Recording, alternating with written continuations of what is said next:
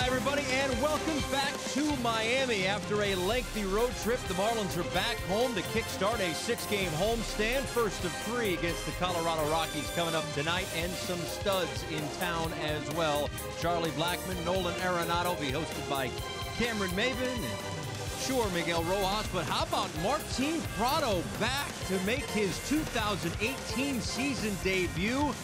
Welcome inside the broadcast booth. Paul Severino, Todd Hollandsworth. It is nice to be back here in Miami. Of course, it ended winning 2 out of 3 against the Dodgers. But as we look at the lineup in tonight's game, it looks a lot different than the last time we were here in Miami. As Realmuto back on the road trip, but also Martin Prado back for the first time all year. Great to have Martin Prado back in the lineup. I'll say this now before JT hits. Some of the best hands in the lineup can do just about everything, right? That's what Prado does. Well, except maybe JT, but we'll start with Prado. Why not? Prado, listen. Any situation you throw out there offensively, he is the man for the job. He's done this throughout his career as a career .291 hitter. You see the numbers. You need a ball to go through the right side. You need a guy to get over. You need a sacrifice fly. You need a bunt. You need some situational hitting. That's your guy. He is an ideal number 2 hitter. Love the move. I love that he's back. I know he only had the 11 at-bats, and you see the roster move for the day, but I love it. So good to get the captain back. And it's a tough decision, of course. Trevor Richards had 10 strikeouts and, for all intents and purposes, outdueled Clayton Kershaw in his last start. Now, you mentioned Prado, you mentioned JT Realmuto. It's a nice 1-2 punch today, especially with how hot JT has been. Oh, listen, you get the hottest guy the most at bats, right? You stick him all the way at the top of the lineup. Why not? Listen, JT's done this before in his career. He's going to be okay. But I'll tell you what, it has been so good to see JT Realmuto back in that Marlins lineup, line to line. Listen, we're showing you the great stuff, the home runs, that's fine. It's the hits in between. It's the approach. It's the not missing your pitch. He's been doing it. I think he's the perfect guy for this lineup, especially when you're trying to jumpstart your offense at home. And did he ever jumpstart things in Los Angeles again against the Dodgers? The Marlins able to take 2 out of 3, win their first series, win back-to-back games for the first time in 2018. Now it's all about momentum. Back at the hot corner, Martin Prado is back. It also means Brian Anderson's in right field. We'll touch on that, and also Prado's return when we come back to Marlins Park in a moment.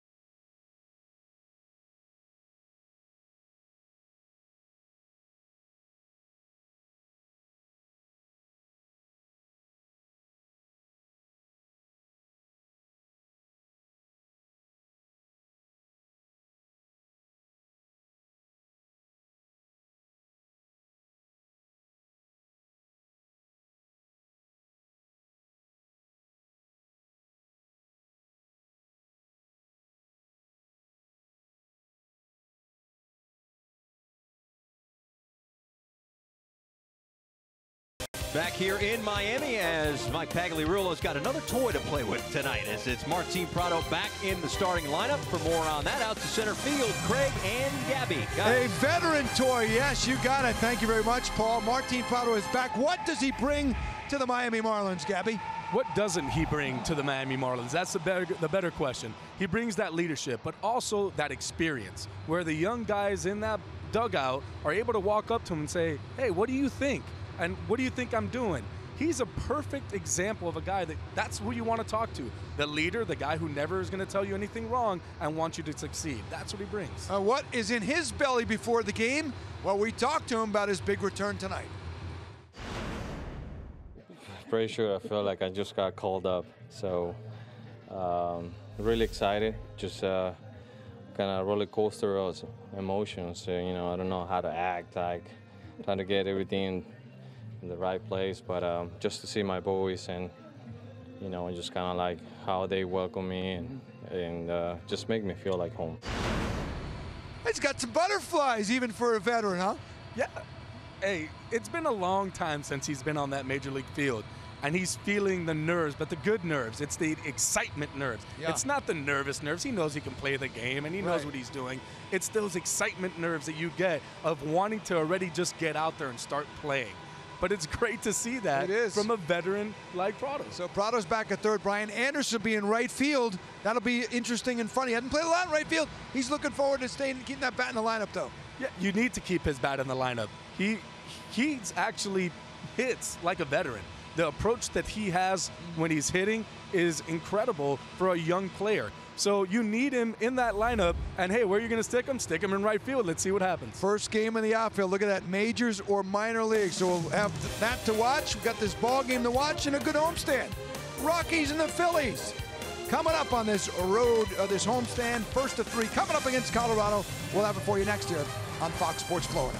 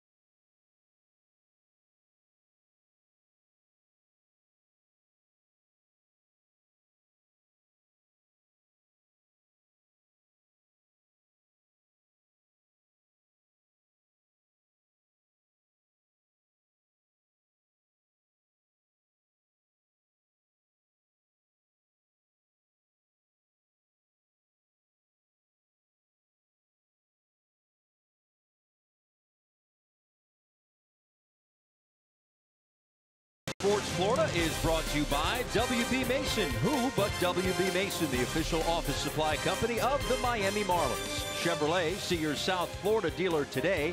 And by your local Toyota dealer, Toyota, let's go places. Nice to be back here in Miami. A rainy day outside, so as you can see, the roof is closed for Jose Urena, who once again starts at home. He has done that quite a bit in this 2018 season, hoping for some better results than what he has had thus far. However, it will be against a tough Rockies lineup. Usually at the end of every season, they are at or near the top of most offensive categories. And when you look at the top two guys in this lineup, boy, oh boy, do they ever set the table. A couple of batting titles for each of those two guys. So again, settling those guys down, keeping them off base so that guys like Arenado, David Dahl, who's fresh off the disabled list, they don't have much to work with, much traffic on the bases, as it were. So that's the test tonight for Jose Urena. 5.88 ERA for Urena coming into tonight's ball game. Try not to pay attention to that. He has pitched better than the ERA and certainly looking for more tonight. He's got that one great start against Boston. His last five starts, in fact, last three starts have been of 5 innings. They've been okay. They haven't been great. Certainly looking to get out quick. Here's one thing that really stands out. First 3 innings of the game, 7.20 ERA. Now after that, he settles down. Doesn't give up the long ball and pitches better. He needs to do that tonight. We are underway here at Marlins Park. 95 miles an hour out of the gate is upstairs to DJ LeMahieu, leading things off tonight for the Colorado Rockies. Again, the 2016 batting title in the National League for him, as he takes a called strike, 1-1. Now be very, very careful with LeMahieu. In fact, your top 3 hitters, LeMahieu 10 for 21 in the first inning with 2 home runs. LeMahieu was 7 for 32 on the recently completed homestand for the Colorado Rockies, a .250 hitter in his career against Jose Urena, who deals a 2-1 pitch, and this one is fouled back and out of play. 2-2.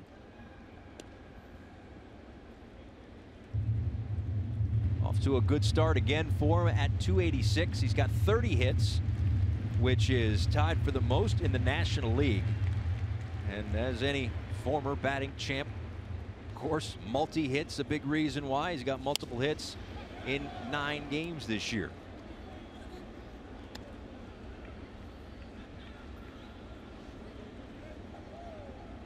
So just as the game plan against Clayton Kershaw was get him early from an offensive standpoint, for Urena, it's get him early from a pitching standpoint. Absolutely.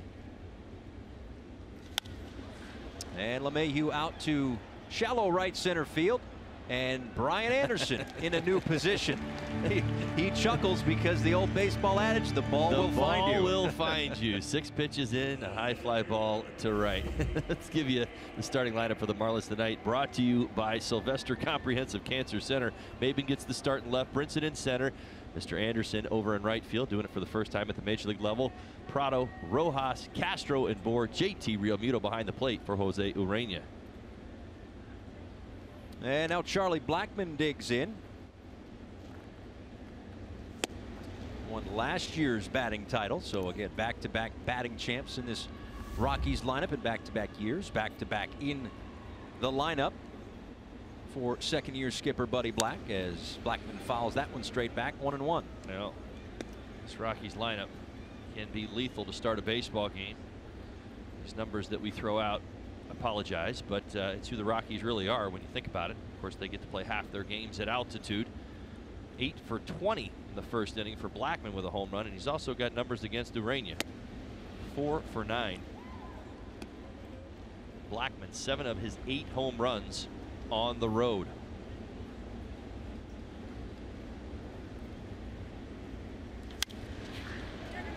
Skies this one left side. Prado gives chase, and Rojas will put it away in foul ground for out number 2.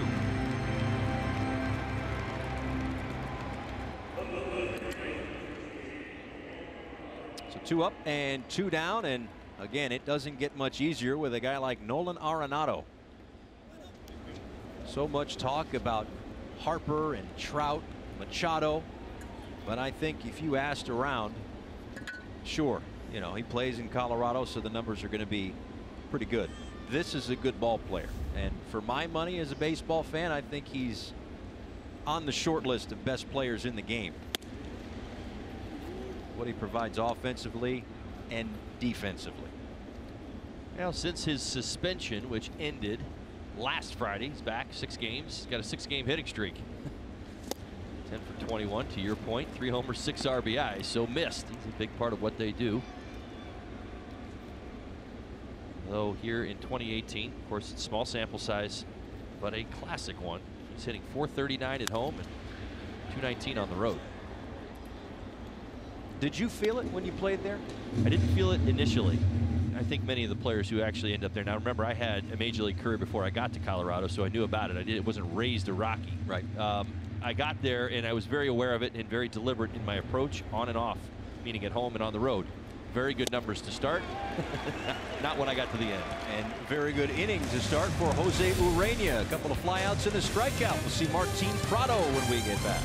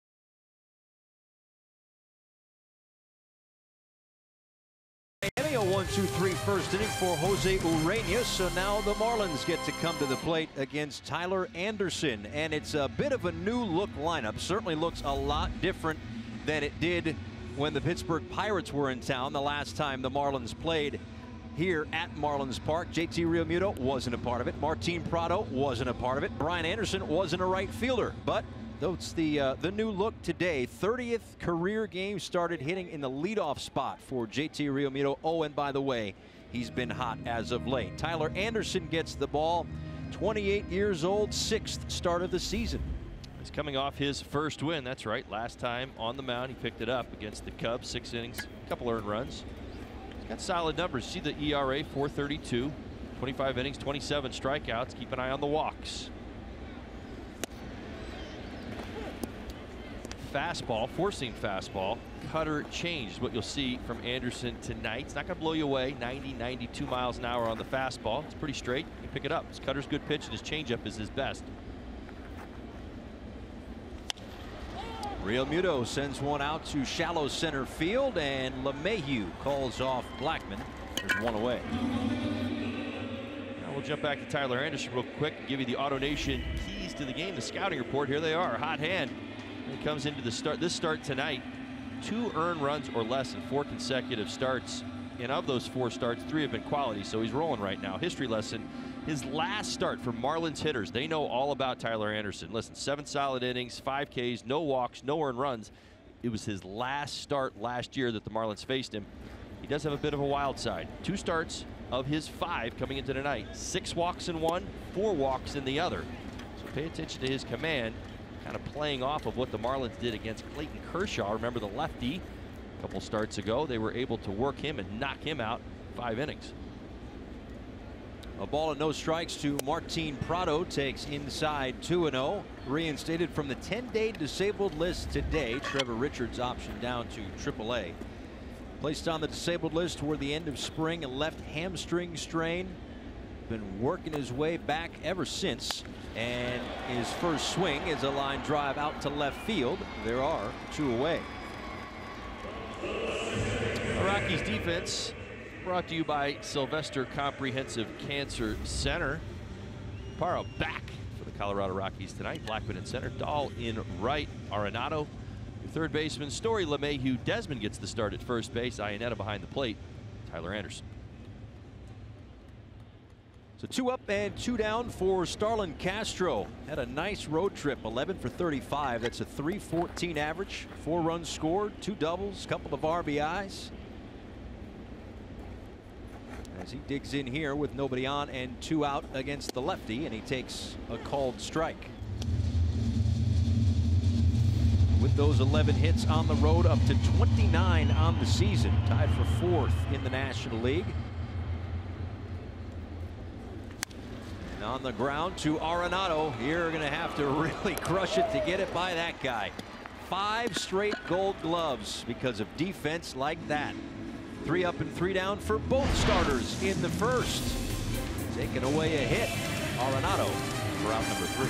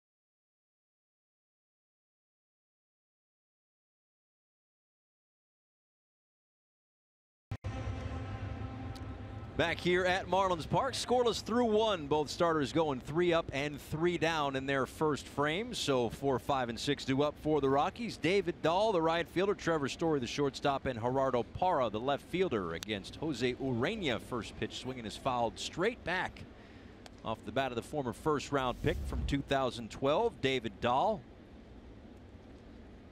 No surprise there. 4 games back, 4-game hitting streak, right? Should come as no surprise with this young man. Dahl has tripled in back-to-back ball games coming into tonight. He's been productive. You find him in the 4th spot in the lineup for the Rockies. Now what we're referring to is back in 2016, David Dahl comes up, his first go around in the big leagues, and what does he do? How about a 17-game hit streak right out of the gates? It's not supposed to be that easy, Holly, is it? No, it's not. He made it look easy. He's done everything right as far as getting his way to the big league level. He's hit every time. He's been every stop along the way. Right back to Urena. And there's 1 away. Marlins fans, on select games this season, 1 lucky fan will be awarded a car during the middle of the 8th inning. That's a big deal. How about that? With the Marlins Year of the Fan Sweepstakes presented by AutoNation. Marlins fans are automatically entered to win when your digital ticket is scanned on eligible dates. For official rules, visit marlins.com/Year of Sweepstakes today. Y of Sweepstakes. There you go. Today. Do it. There's a car giveaway tomorrow night. Tomorrow night, there's a car giveaway. Love it. That's the next one, Holly. So, just I'm going to need you here tomorrow. I'm in. Good. Now, Trevor Story. To have my ticket scanned, though. Working true. Yeah. And we're probably ineligible. Let the fans win the cars. I guess that makes sense. 0-2 to Trevor Story. Certainly known for the home run ball. And 24 of them last year. Only Rocky shortstop to hit 20 or more in each of his first 2 seasons in the big leagues. And keep in mind, a guy named Troy Tulowitzki played there for a little while.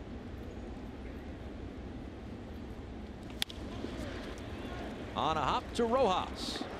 A long stretch at first by Bohr to get Story 2 away. Well, Urania in rhythm tonight. Good to see. It's a good play right here. Nice job by Bohr.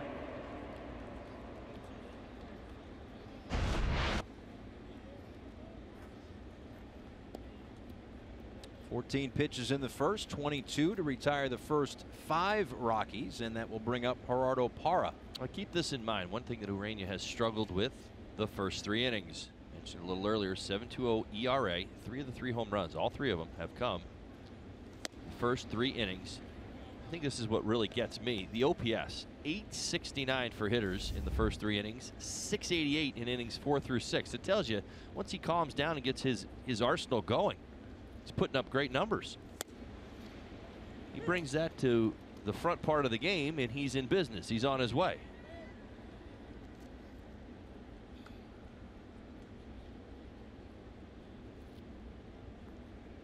The 1-1 to Parra is fouled off.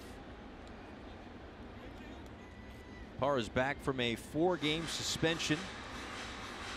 Tonight's his first game off the suspension, much like Prado, but back in the lineup for much different reasons, we should say. Of course, there was that brawl between the Rockies and the Padres, so that's where Arenado got a couple of days off for a suspension. Parra back off the suspension tonight.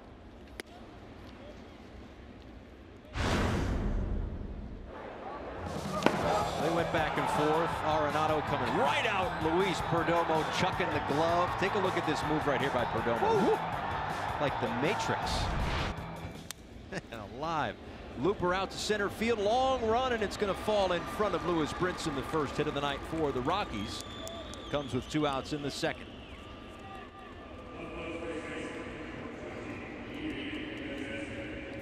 Brinson got a good break on it. Just hit too soft. Kind of feathers into center field for the first hit of the night. And the Rockies really counting on Parra getting going. Off, by definition, a career year last year. 115 games, hit 309. This season for Ian Desmond is yet to really break out thus far. Last year, didn't play in many games for the Rockies. Only got into 95 of them. A few trips to the disabled list. This one on the ground to short. Rojas the short way to retire Parra. They exchange pleasantries, and we move to the bottom of the second.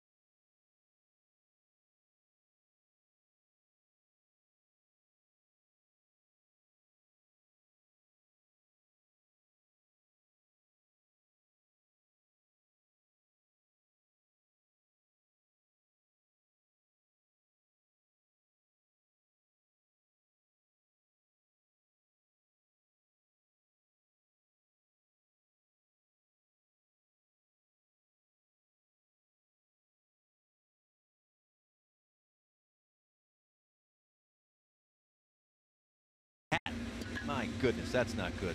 All right, well, anyway, this copyrighted telecast is presented by authority of the Miami Marlins and may not be reproduced or retransmitted in any form, and the accounts and descriptions of this game may not be disseminated without the express written consent of the Miami Marlins. Now, just as we're about set to start the bottom of the second inning, Tyler Anderson was throwing his warm-up tosses, and all of a sudden we look down and Bud Black and the training staff go out to talk with their lefty starter. Looks like he's saying he's okay.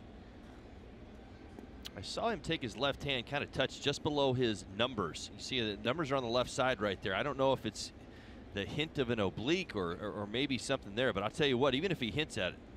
Yeah, see, there he goes. He's talking about it right now.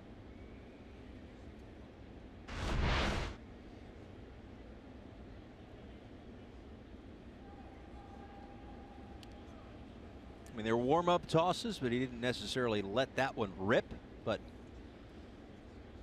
that's when he started kind of grabbing at his side a little bit. He says one more. He says he's good to go, but then a short moment after that, out came the trainers and Bud Black. Looks like they're going to let him throw a couple of extra warm-ups just to test it out a little bit. See if he passes their test, and he does. Okay. Much ado about nothing for now to begin the second. That's something to keep your eye on. If something was off just a little bit, hard to believe that it may not show itself earlier in this one. We'll see. Brian Anderson, Justin Bour, and Cameron Maybin to lead things off here in the second inning. Anderson in the lineup today, batting number 4. We've seen that before. We have not seen him in right field. In fact, he has never played right field. A game to start tonight, the 4th spot in the lineup. 409 versus the lefties this year. Doing a nice job. In fact, his 1 home run and 9 RBIs going up against the lefties. Takes upstairs, a ball and a strike. Again, he hasn't played right field professionally, minors or majors, but he played out in right field a little bit when he was at the University of Arkansas. He's been working with the coaching staff the last 10 days, 2 weeks or so, just to try to get used to it out there. And even though he's played it before, right, at some level, it's not major league right field, right? No, not at Marlins Park either. Most of your outfielders are on islands out there. You know, certain ballparks you can feel tighter. You know, you kind of, you take 2 steps, your center fielder will move over a little bit, the left fielder will come over with him. Like you move as a unit. Here at this ballpark, because it's so spacious, all 3 positions you're on an island. So again, having played it before, that's one thing. So he, he knows where right field is, okay? But at the major league level, when he's trying to learn it because he's going to be out there in a major league game, what is that learning process? Kind of prioritize what are the things he needs to know first as he learns it again? Well, he's going to stay behind the baseball. Unable to hold up there for the first out here in the second. Yeah, you really just want to stay behind the baseball. That's the first thing. At times, I tell this to the young kids at home. It's the same thing. Let's check this elevated fastball, 93 miles an hour, one more time at the top of the zone, unable to hold his swing.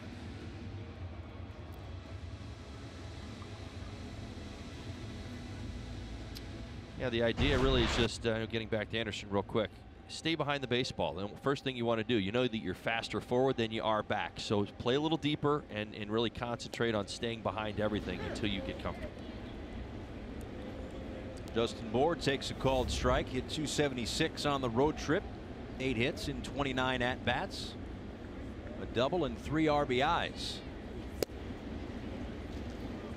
Sure, he's back to be home, glad to be back at home, I should say. Last 5 games here at 375 with 4 home runs and 8 RBIs.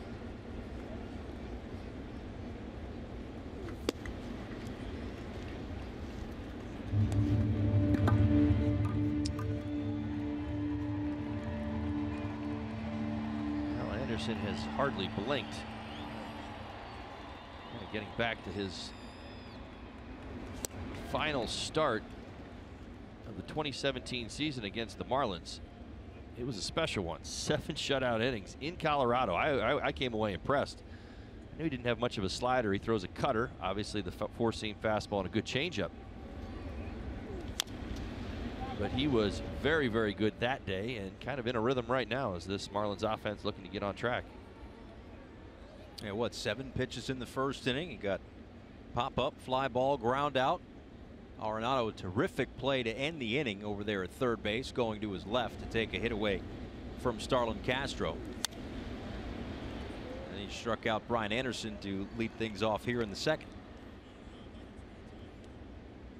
He's 2-2 to Justin Moore.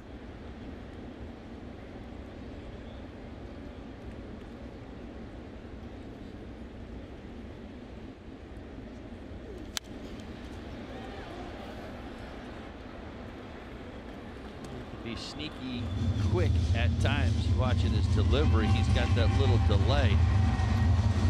He starts his delivery, hands up, they come down, they go back up again as he turns. He delays at the top. I'm sure for most Marlins hitters, they have to get used to it. Right there it is. Used to picking up the baseball.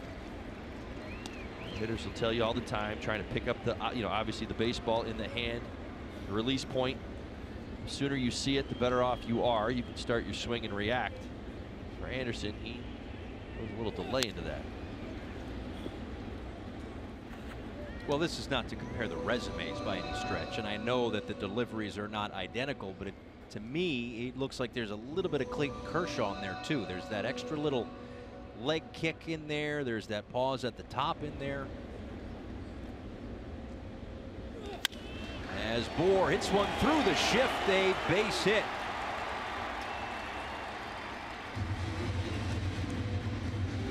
A 9-pitch at bat. Remember, only threw 7 pitches in the first inning. 9-pitch at bat for Bohr ends in a base hit. See the shift. Story playing on the second base side. That's a base hit with or without it. Well done. That is the one spot. It's a base hit whether there's a shift or not. Marlins in business.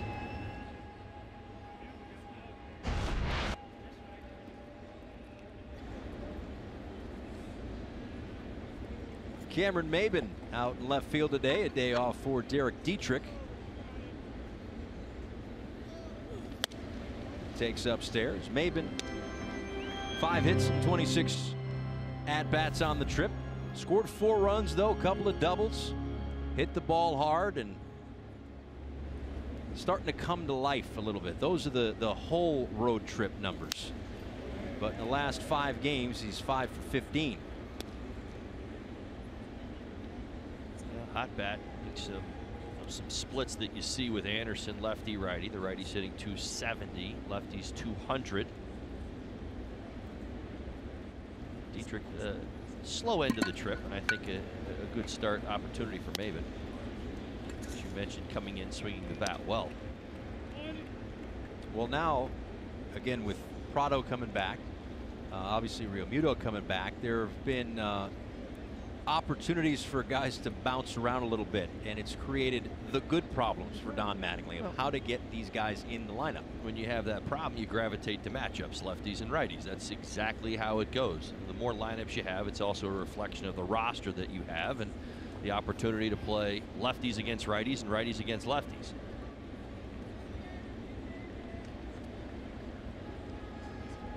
Still going to try to work in some days off for Martin Prado as he works his way back to full health. A day or 2 off a week, probably. And again, this day and age, just about everybody gets 1 or 2 days off. There aren't any Cal Ripken Juniors anymore.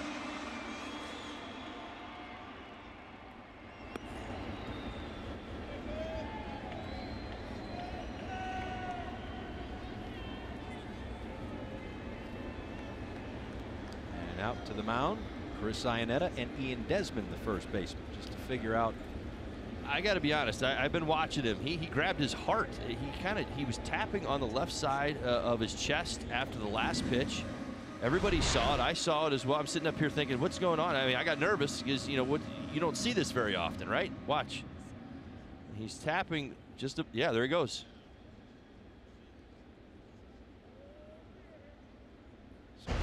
sure what that is.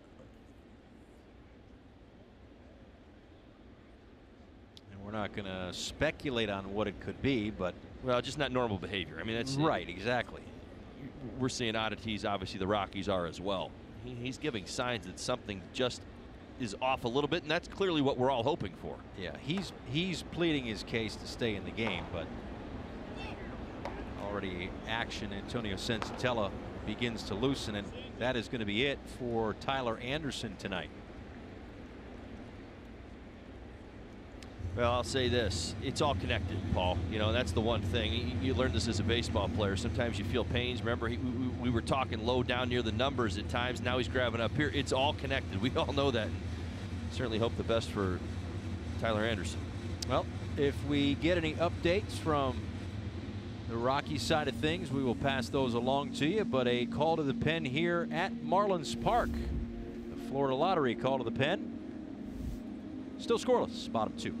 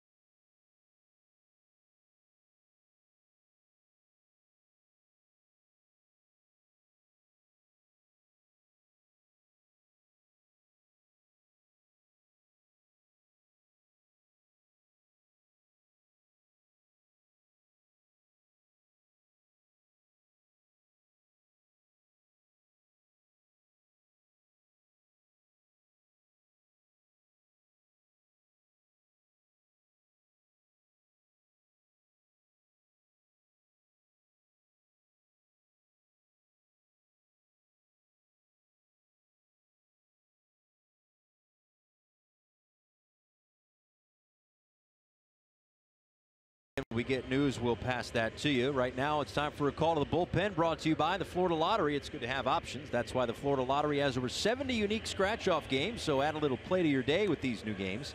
The Florida Lottery, it's your ticket. Claim it. Must be 18 or older to play. Play responsibly. So let's check in there very quickly on Antonio Senzatella as he stretches things out. Again, he'll get as much time as he needs. In the meantime, we check in with Craig Minervini. Paul, do I get as much time as I need here? However long it takes for you to get ready, Craig. I don't want to rush you. You got an hour if you need it. Up a little bit. Well, you know, I think we forget sometimes that the Marlins and the Rockies came into the league at the same time, but that's the case back in 1993. A lot of connections between the two teams, the Florida Marlins and the Colorado Rockies. Rockies went to the postseason last year as a wild card. That's the vehicle they've gone to 4 postseason appearances. Marlins have only had the 2, but they cashed in both times, of course, in '97 and 2003. The highest scoring game ever in Marlins history. The Marlins blew a tremendous lead. I think it was 11-2 or something on July 4th, 2008. Rockies came back to win 18-17. You'd never see more than 35 runs in a Marlins game. And the Marlins' first no-hitter was thrown against the Rockies, Al Leiter, with an 11-0 victory back in May of 1996. So this is the 25th anniversary for the two teams. The Marlins, of course, have that nice teal patch. They'll be wearing the teal unis in June, and the Rockies have their patch as well, representing their very successful run in Colorado from 1993 on their jersey. One other thing is this has been a series dominated by the home team. The Marlins did play 12 games at Coors Field back in the old days. They went 6-6, but really since then it's been a home team series. The Rockies have looked mortal here in Miami or at the old stadium as well. Marlins have gone 64-35 against them as a home team, whereas in the other way, Rockies are 58-41 in Denver. You've seen that in Rockies history too, guys, but certainly here in Miami, wherever the Marlins have played, they've had a good edge on Colorado. I'm loose, Paul. All right, you're good? You're ready to roll? I am good. Okay, fantastic. You seem very, very warm there. That was good. That was good. You were ready to roll. You saw Mike Redmond, of course, the former skipper. The numbers in Miami since 2014, fairly lopsided here, Holly. Now, it's definitely lopsided when you talk about an organization that is currently 412 games below 500 in their existence. They struggle on the road. It's what the Rockies do. They're much better at altitude, but they struggle. Yeah, the Marlins no different. You end up playing different games, Paul. It's really what it becomes. You know, you go to altitude, it's a lot of times a slugfest. Pitchers take beatings, 4-game series. Do you have any idea what those look like at altitude? Long?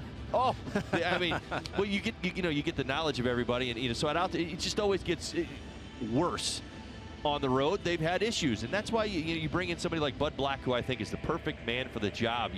All of your attention's on the pitching. It's the bullpen. They've revamped their bullpen. They have spent a lot of money on their bullpen.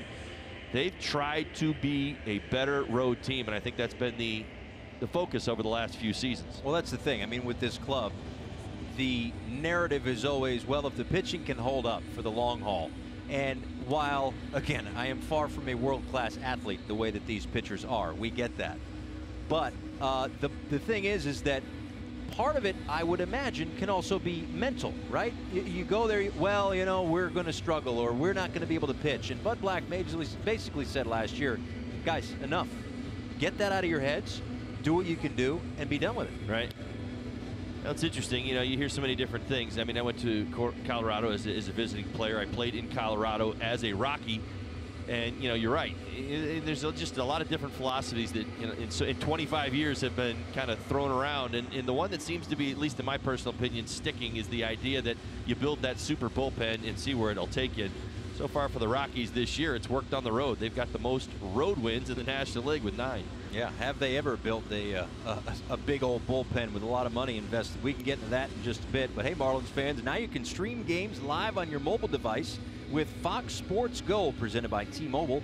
Download the app and take Fox Sports Florida and the Marlins wherever you go.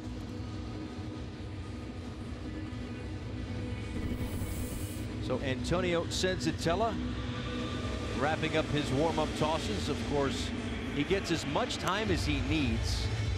I figure there's always a little bit of, well, they're waiting on me in situations like this. Well, he has done this before. Now, in 2017, he made 20 starts for the Colorado Rockies. So he's been in this role before. It's the role he's probably filling as much this year as he did last year. Again, last year, 36 games, 20 starts. This year, he's not obviously made a start yet, but this will certainly feel like one. Now, you see that bloated ERA, certainly up there. He has had some issues. Ground balls getting through holes. In fact, he's done a pretty good job of keeping the ball on the ground, but he's given up some hits, particularly with 2 strikes. So Marlins fans, pay attention to this. With 2 strikes on a batter, hitters are hitting .395 against him. So putting away the hitter has been a major issue for Senzatella. Well, he comes in with a 3-1 count on Cameron Maven. That walk goes to Tyler Anderson.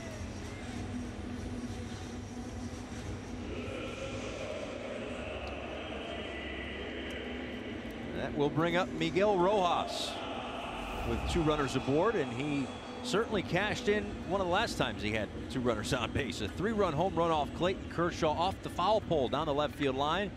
Part of that victory. That's your Toyota trend. 4 homers from 2014 to 17. 3 home runs already off 3 brand names, I think you could say. Arrieta, Wheeler, and Kershaw. It's the best part of the story, in my personal opinion. Love it. Don't worry about the number. Just the people you homer off of. I told you, there's certain things you do in life on the Major League field that you're like, you know what, it qualifies you for everything. Great swing right there. And again, the number of pitches that he had seen had already had a base hit against Kershaw to right field. But, I continue to talk about it. His first at-bat led to that 3rd at-bat moment that you just saw. Curveball, slider, four-seam fastball. He saw it all. Thank goodness he did, because I'll tell you what, we probably would have been having a conversation about runners left in scoring position had Rojas not come through there, because Kershaw was tap dancing through that ball game. You are absolutely right about that. They left the bases loaded at one point, multiple runners on base. I believe it was somewhere in the 6 range in the first 4 innings of the ball game before finally breaking through. Ultimately a win, and now trying to break through here tonight as he fouls that one back. A ball and 2 strikes.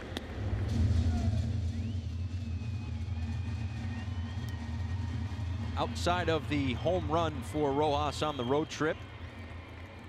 5 other hits in 32 other at-bats. He's got a 5-game hit streak going against Colorado, in which he is batting .444 against the Rockies. 1-2 from Senzatella is outside. 2 balls and 2 strikes. Senzatella, fastball, slider, curveballs, which you'll see from him tonight. Obviously hoping the Rockies are to get some length from him. Coming into tonight using the fastball about 67% of the time. You'll see it 93 to 95 range. Of course, you've seen the slider already.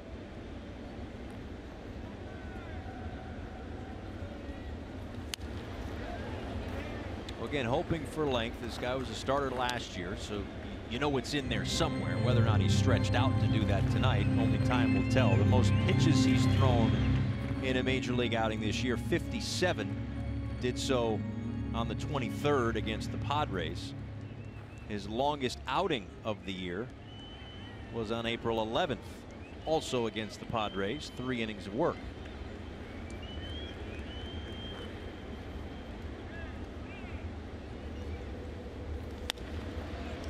This one is looped to the right side. They'll call an infield fly. An easy play there for Desmond, even though he didn't have to catch it. 2 away.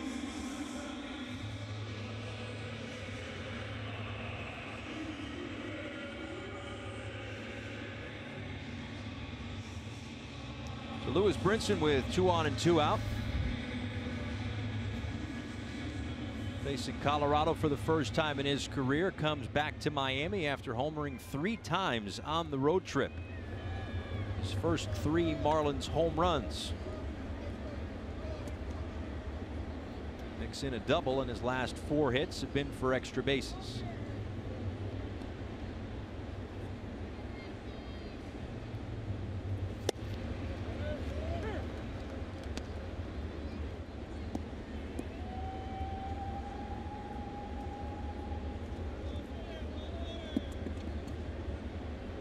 The inning started with Tyler Anderson on the mound. He struck out Brian Anderson, gave up the base hit to Justin Bour. And then in the middle of the at-bat against Cameron Maybin, left with an injury. Again, any update on that, we'll send it along your way. So Antonio Senzatella came in, finished off the walk that again is credited to Tyler Anderson. And then Miguel Rojas just popped up. That's how there are 2 on and 2 out.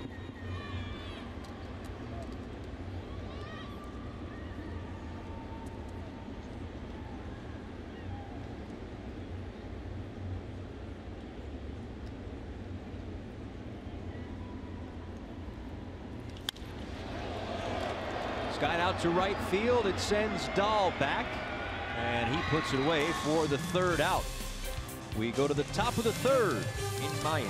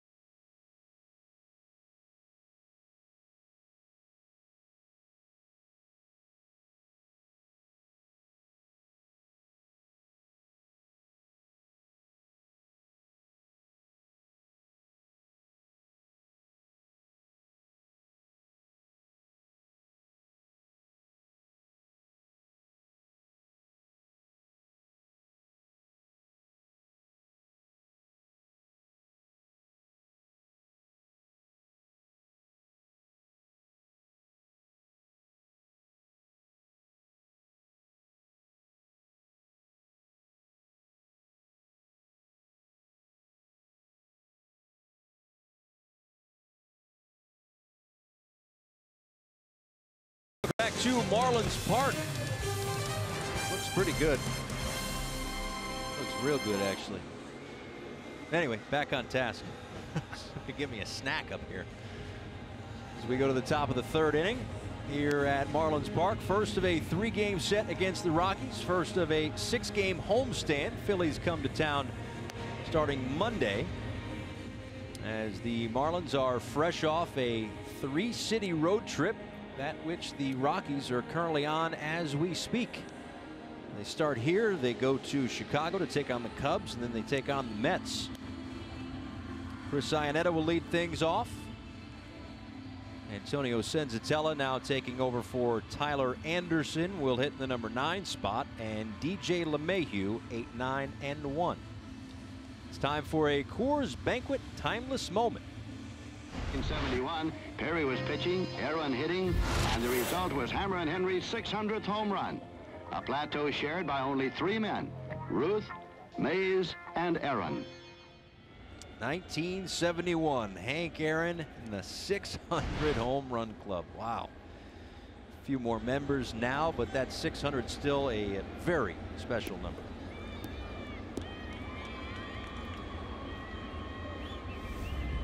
So Iannetta, 7 homers in his career against the Marlins in his second tour of duty with the Rockies, will lead things off against Jose Urena, who paints the corner at 95 miles an hour.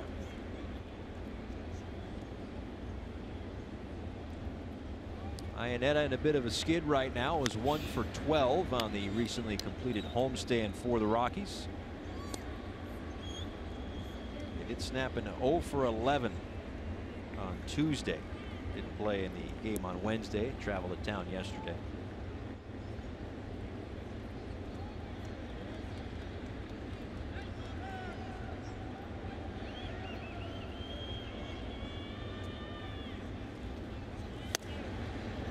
So the flip side of the injury to Anderson, of which we are still awaiting updated word on that, the flip side of that is Jose Urena had to sit for a while.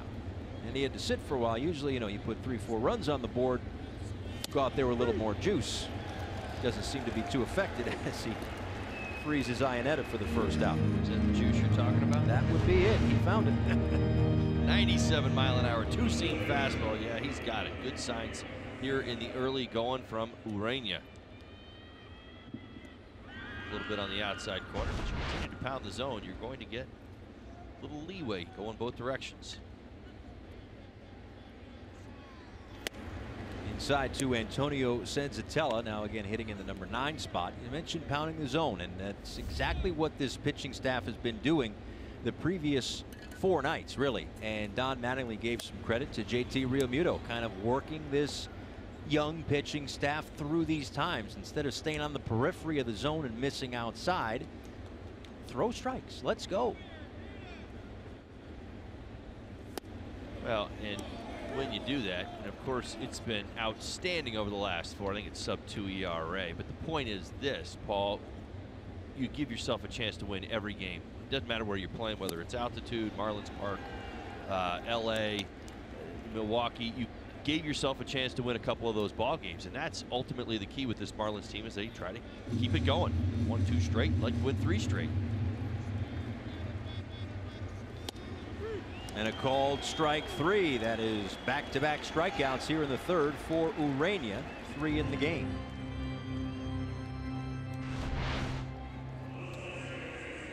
Same spot. 97 to Iannetta. Senzatella sees 96, so he took a little off. Just a pinch, though. Not back to that. Good first pass through the lineup for Urena as he turns it back over here in the third. I mean, if he gets that pitch working, how beneficial is that? Well, I think for Urena, I mean, clearly, you know, we could talk about it tonight, and we could talk about it against, you know, the Boston Red Sox. You saw it then too. The idea is to be consistent with it each and every start. That's what somebody at the top of the rotation typically provides. Urena, there's nobody that disputes what he has and what he brings to the table every night. Certainly love the bulldog mentality, the aggressiveness. It's learning how to use it to the best of his abilities. LeMahieu with a line drive, base hit into right field. Cut off there by Anderson. They're going to test the newbie, and the throw is just a little late.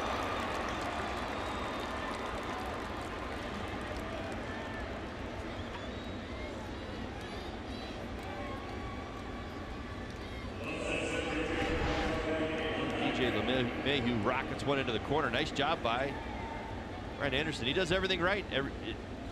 Beautiful. Maybe you love a long hop, but as an outfielder, you can't be that specific. You're trying to get on line and give a strong throw, and he certainly did that. Maybe it's on the other side of the bag and you get an out, but my goodness, for somebody making his first big league start in right field tonight, that's one heck of a throw. One heck of a slide, too.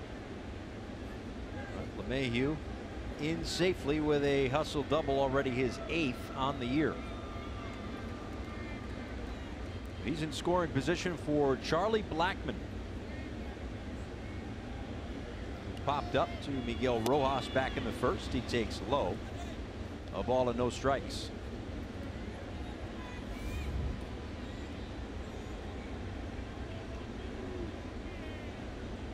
Success with runners in scoring position so far here in 2018 for Blackmon.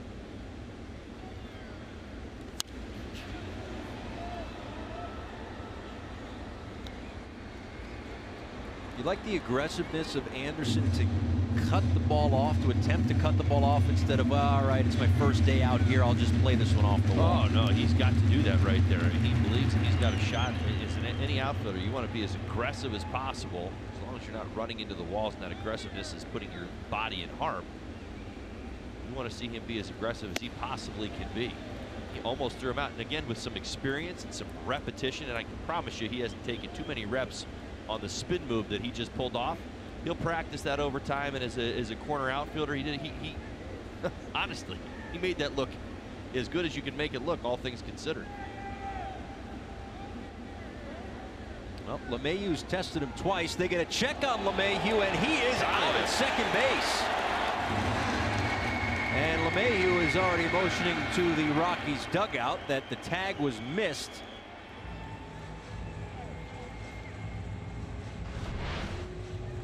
Take another look. Rojas sneaks in the daylight. Oh yeah, he came up short on the slide, but did he get the tag?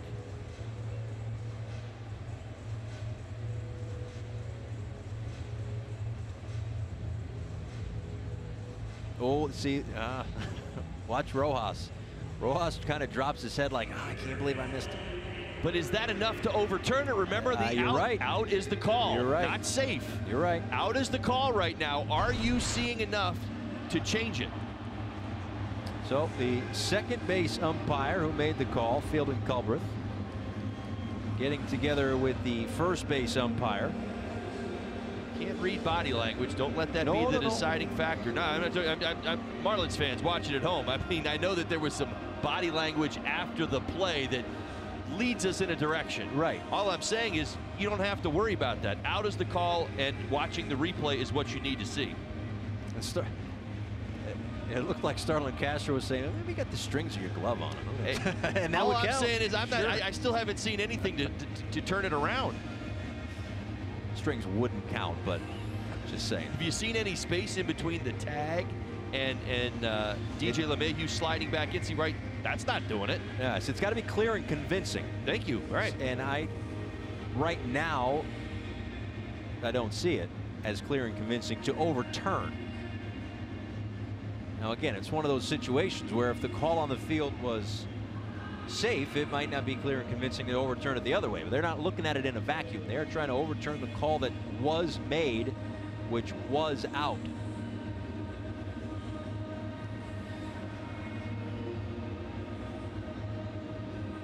You don't often see that.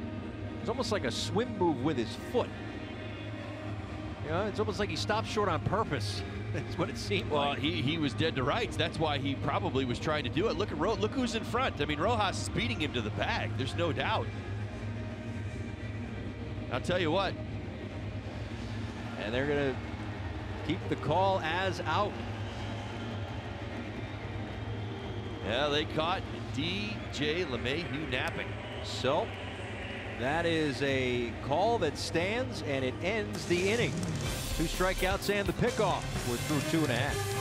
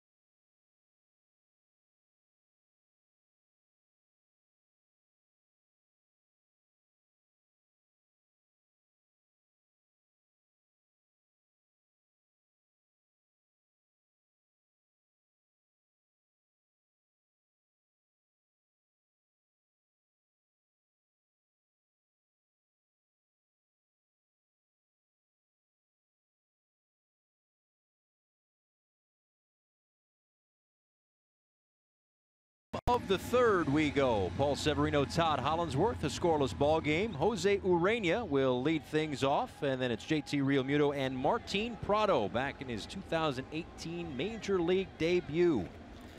So Urena leading off against Senzatella. In for Tyler Anderson, who left with an injury. And Urena digging in after having picked off DJ LeMahieu to end the top of the inning. Look out.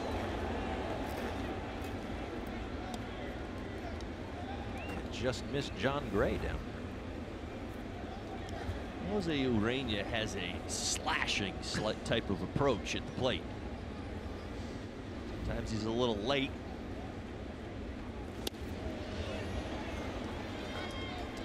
And that is the first strikeout for Senzatella. Now it's time for Built for Baseball, brought to you by T-Mobile. How about Ronald Acuna Jr.?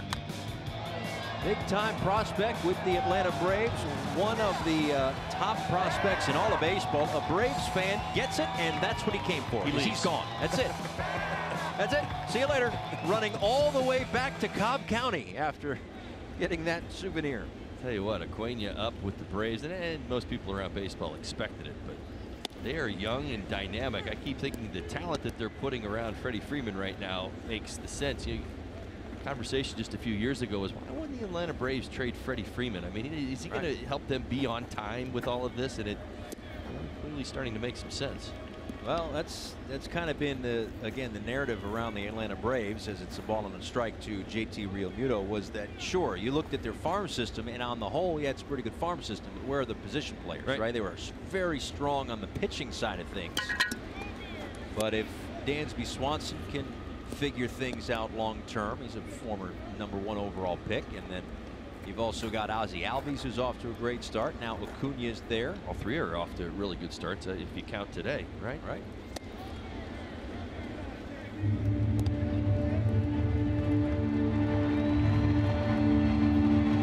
We'll see the Atlanta Braves in the first game of the next homestand after the Rockies leave, the Phillies leave, then on the road to Cincinnati and Chicago to play the Cubs, and then back home for 4 against the Braves as JT Realmuto pops this one up.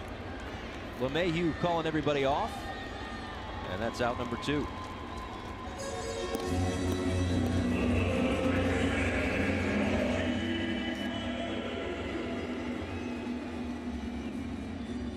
So in steps Martin Prado. Lined out to left field, back in the first. He hit the ball hard. Good to see. Welcome back. Nice approach as well. He has been consistent his 2 years. You kind of erased last year. Only played 37 ball games, but you go back a couple of years. 2015 hit 288 with 338 on base percentage. First season with the Marlins. 2016 was an incredible year for Prado. 305 with a 359 on base percentage. I was looking back at my notes, and I mean, he does what the situation demands as well as anybody on this roster.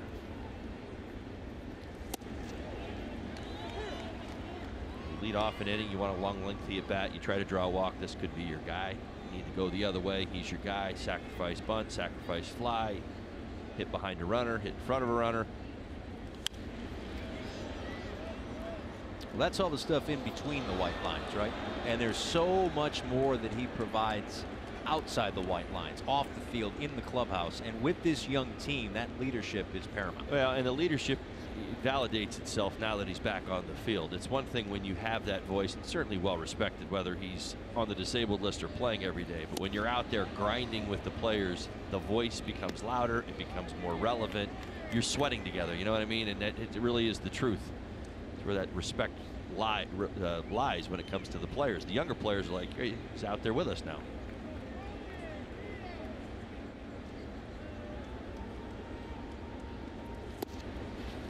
Works the count full against Senzatella with nobody on and 2 out here in the third.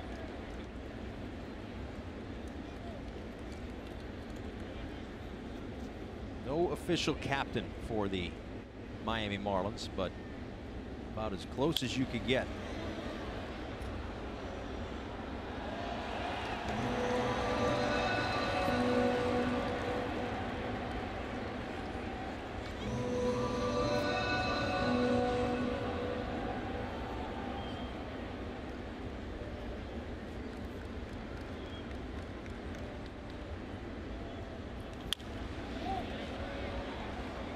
Nice at bat here against Senzatella. Next pitch will be the 9th. Senzatella trying to put him away at the top of the zone. Prado has spoiled both borderline pitches.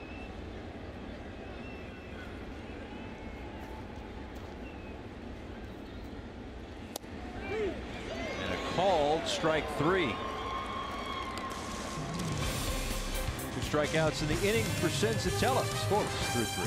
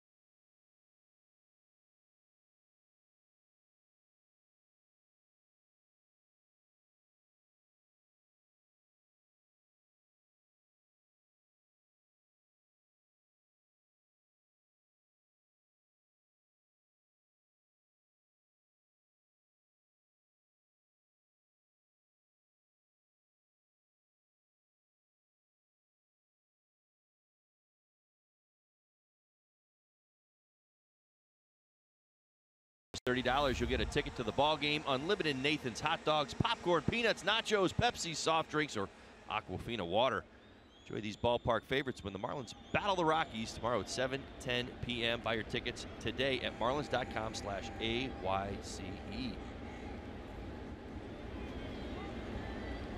Charlie Blackmon gets a fresh count. He was up when DJ LeMahieu got picked off to end the third. Blackmon, Arenado, and David Dahl due up in a scoreless game in the top of the fourth inning.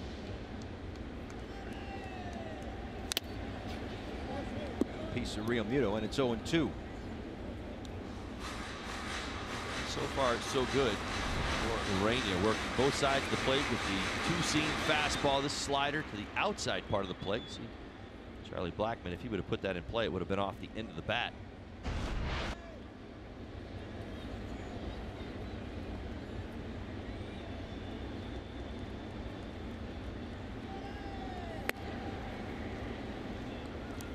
Well, if you recall, Urania got the start in Milwaukee the night that the Brewers came back. Got the benefit of a ball that fell in that probably shouldn't have. They tied the game. They ended up winning the game on a walk-off home run by Jesus Aguilar. But Don Mattingly said of Jose Urania that he was pretty good that night. He was aggressive early. He said a couple of tweener plays behind him that could have been made. So again, that's kind of the hope that he's able to piggyback off of that and fall in line with what Trevor Richards did. 10 strikeouts. Dylan Peters, he had 5 1/3, 1 run. Start prior to that, opener against the Dodgers, Harlan Garcia, 6 innings, 7 strikeouts. On Sunday, Caleb Smith, 10 strikeouts, a career high in 6 innings. Be very nice for the Marlins to get 5 starts in a row from their starters that were either at quality level or pretty darn close to it. As Blackmon grounds out for the first out. But again, started with Caleb Smith to really set the tone. We hear so much about, you know, pass the ball to the next guy, to the next guy, to the next guy.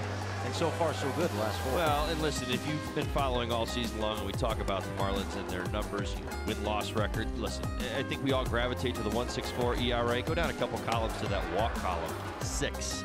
That's big time. This Marlins staff had issues early on keeping the ball in the strike zone, kind of being worn down by some hitters in the approach. The counts going up. We started talking bullpen innings. Great stuff. Manager Don Mattingly is in a position where he's making the decisions with the starting staff that he wants to make, and he's not being forced out there by pitch counts.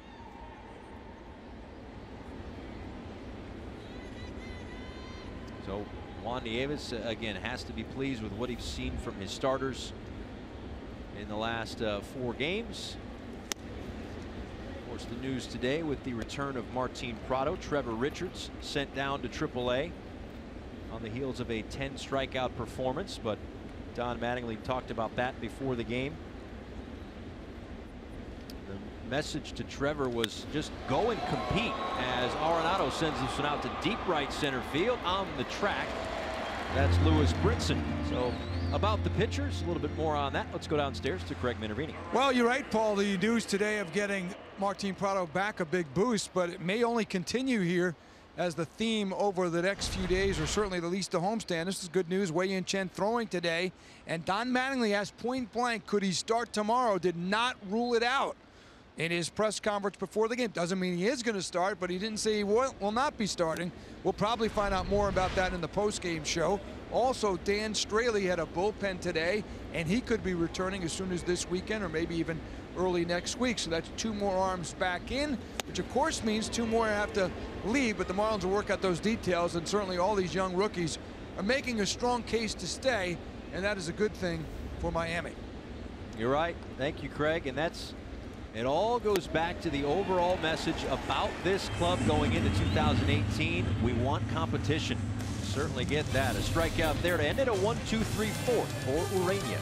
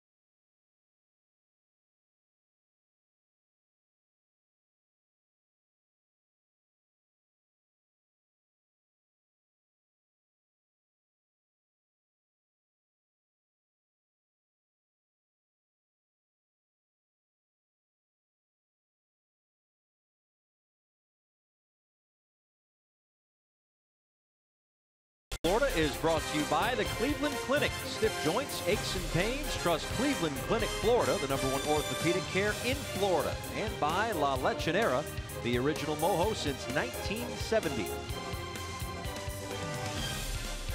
Paul Severino, Todd Hollandsworth, back here with you as we go to the bottom of the 4th inning. First game of the season for Martin Prado. As Craig mentioned before, might see Wei-Yin Chen in the next couple of days as well. No official word on when he'll make his debut, but it sounds like it is coming soon. Starlin Castro, Brian Anderson, and Justin Bour due up here in the 4th.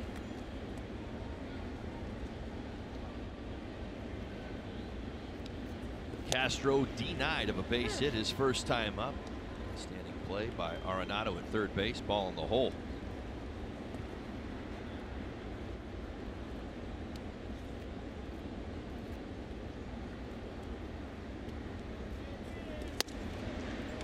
Off the inside edge from Antonio Senzatella, who came in the middle of the Cameron Maben at bat in the 2nd inning. Tyler Anderson left this ball game with an apparent injury. Still no word on his condition.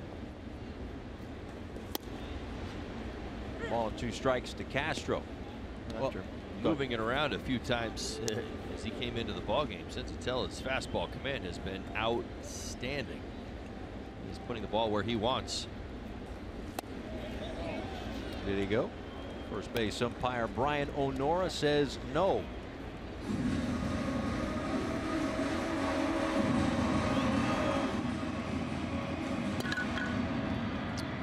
So Pat Valaika takes over at second base for the Colorado Rockies. DJ LeMahieu is out with apparently a tweaked hamstring is what we're being told. So there's that change as Castro is retired for the first out.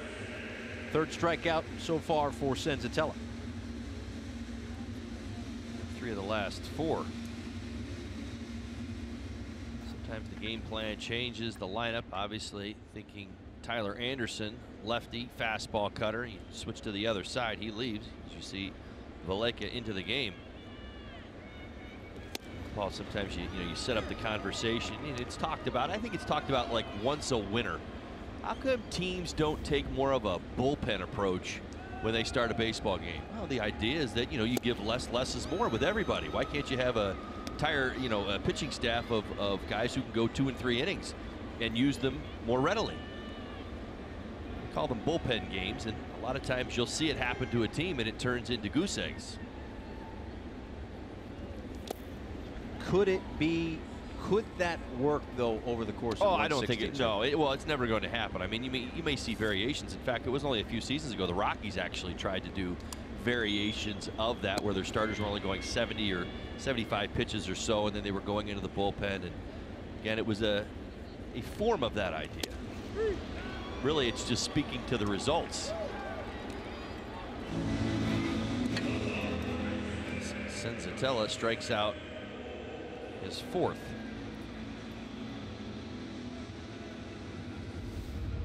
Coming up tomorrow, Marlins Live. The pregame show is on the air at 6:30. Craig Minervini and Gabby Sanchez have you covered. A minor league report now that things are getting going in the minor leagues, and it's Puerto Rican Heritage Night. We showed you the special giveaway tomorrow. A nice little white Marlins uniform. Puerto Rican flag on the arm. So join us for that. 2 up and 2 down here in the 4th for Justin Bour, who takes outside. So we just got the update on LeMahieu that he tweaked his hamstring, so he's out at second base. We also just got the update on Tyler Anderson. So evidently it was a heartbeat issue. He has since been checked out by the doctors here, and it sounds like he's okay.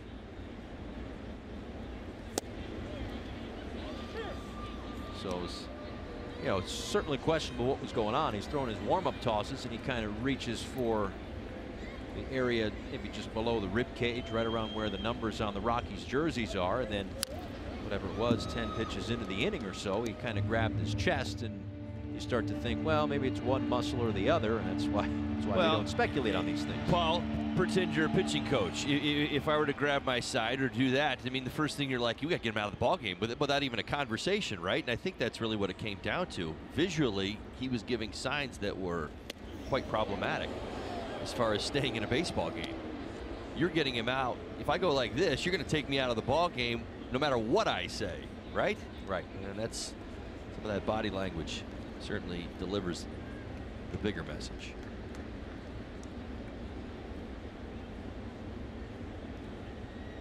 Payoff pitch coming to Justin Bour. Got a piece to stay alive.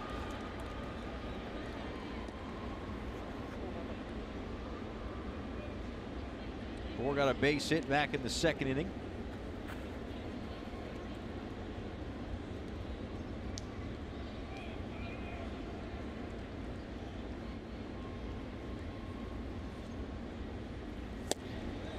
And he draws a walk here in the fourth.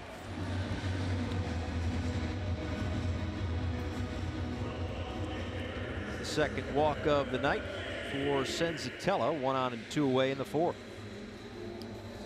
When you combine the most provocative man in sports with the most interesting man in sports, you get opinions that cut right through the hype. Can speak for yourself with Colin Cowherd, Jason Whitlock, weekdays at 5 p.m. Eastern, only on FS1.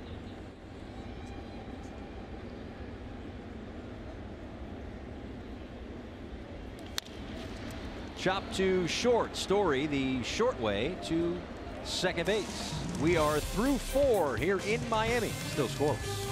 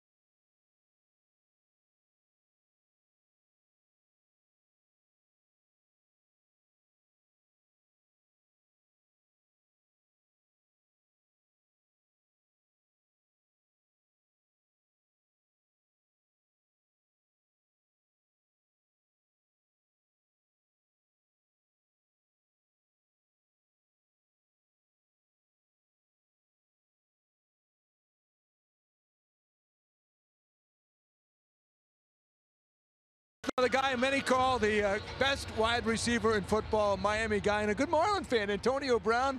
You're not watching the draft, huh? Nah, I'm here enjoying some downtown. One of my close friends enjoying the game and enjoying the Marlins, man. 6-time Pro Bowl wide receiver, of course, with the Pittsburgh Steelers. Antonio, I'm just thinking of the draft and your emotions back when you came out of Central Michigan. You obviously grew up here in Miami. And, you know, you were a 6th-round pick, and you proved everybody wrong. Well, it's all about, you know, knowing who you are, not how you start, it's how you finish, and representing yourself well and believing in yourself regardless of what others believe, and never getting content. Well, it's a good story. For the Marlins have a lot of young players here. A lot of them are heralded, some aren't. For you, did you feel it? Did you know it that you could perform at that level? You always got to believe it. You know, it's not nothing to be talked about, but you always got to believe you can achieve. You know, believing is really key. But I would like to take a moment of silence for Jose Hernandez, one of the players who I admire and look up to. I'm here today on behalf of Jose, really. I came out here to uplift him and see where his legacy still stands around here, so moment of silence. You got it. He was very special to all of us, as you know. Did you get to know him at all? Did you ever meet him? Obviously, he's a Miami guy, you know, Coral Springs guy. You never know how much it means. Usually Miami don't back a lot of Miami players. You see a lot of Miami talent. There's not a lot of people around here doing big things, and I think Jose was on the brink of doing some great things here in Miami. As good as it gets. Hey, so you follow this team. I know you followed them when they won some World Series. You were a young guy the first time around in '03. You remember following them? Did you watch the games at all? Because your season obviously was going in October. Obviously, you watch the Marlins being a hometown Miami kid, the Joe Robbie Stadium, watching them play at so many stadiums. Definitely watching when they won the World Series. It's definitely big for Miami. Did you play it all yourself? I never really played baseball, but it's a great game. A lot of mental capacity with playing so many games, and I respect the talent and the guys with hard work. Well, thanks for your comments about Jose. We all loved him, and thanks for visiting with us. He joined the game, and he was nice enough to chat a few minutes with us. Thanks, Antonio. Appreciate it. Antonio Brown, guys, let's go back to you. All right, gentlemen, thank you so much. As that one outside to Gerardo Parra. So this is Antonio Brown before the game. He's throwing the first pitch. As this one out to right center field, a long run for Brinson. That one's going to one off the wall. Extra bases for Gerardo Parra with one out here in the fifth. His second hit. The Colorado Rockies love for Parra to get his bat going. His second hit of the ball game, both to center field. First time up to base hit in. This one a short hop to center field wall.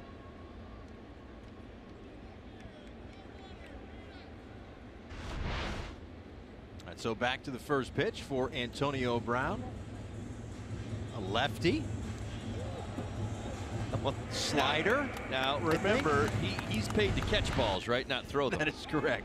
He's paid a great deal to do that. Right. Right.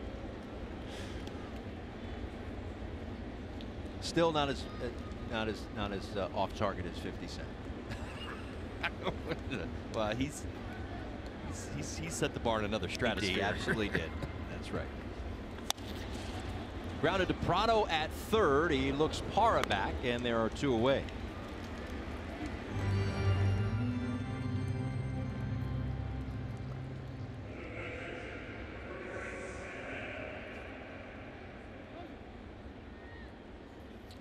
Looks like that was the first time that Prado was tested with a ground ball since coming back. So able to handle that rather easily, as one would assume, as Iannetta gets the free pass, and it's first and second and 2 outs.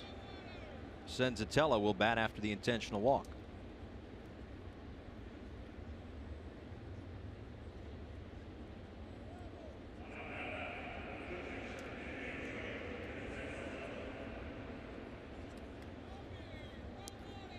First walk issued by Urania to go along with 4 strikeouts. He's surrendered 3 hits, 2 of which off the bat of Gerardo Parra, who's currently on second base right now.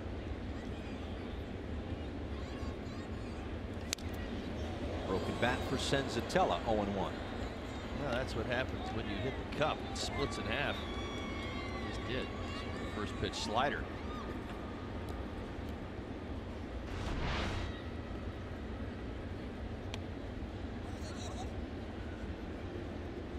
Go. Pretty good look.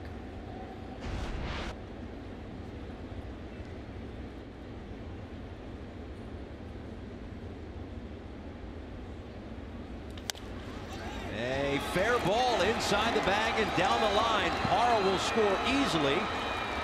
To third goes Iannetta as Antonio Senzatella with an RBI double. The Rockies are up 1-0. Clearly had the wrong bat in his hands. Pulled the ball was one that he had in his hands. Watch this. So off the end of the bat, broke his bat. Now down the line. Martin Prado certainly not expecting that. You see where he is. Junction to where the ball went. So the fair.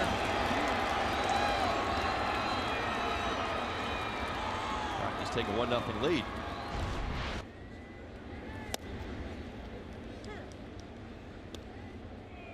Sixth career RBI for Senzatella. He had 5 last year.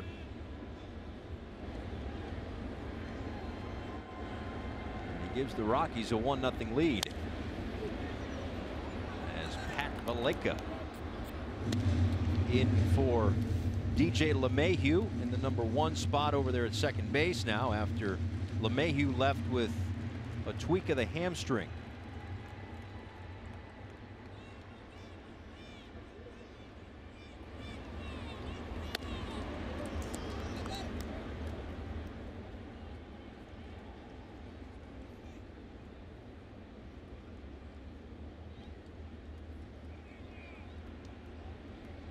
Iannetta intentionally walks, stands at third after the double for Senzatella. On the ground to Rojas, gobbles it up. A high throw, but he gets Valaika by a step. A run comes in as Senzatella helps himself with the ribby double. 1-0 Rockies.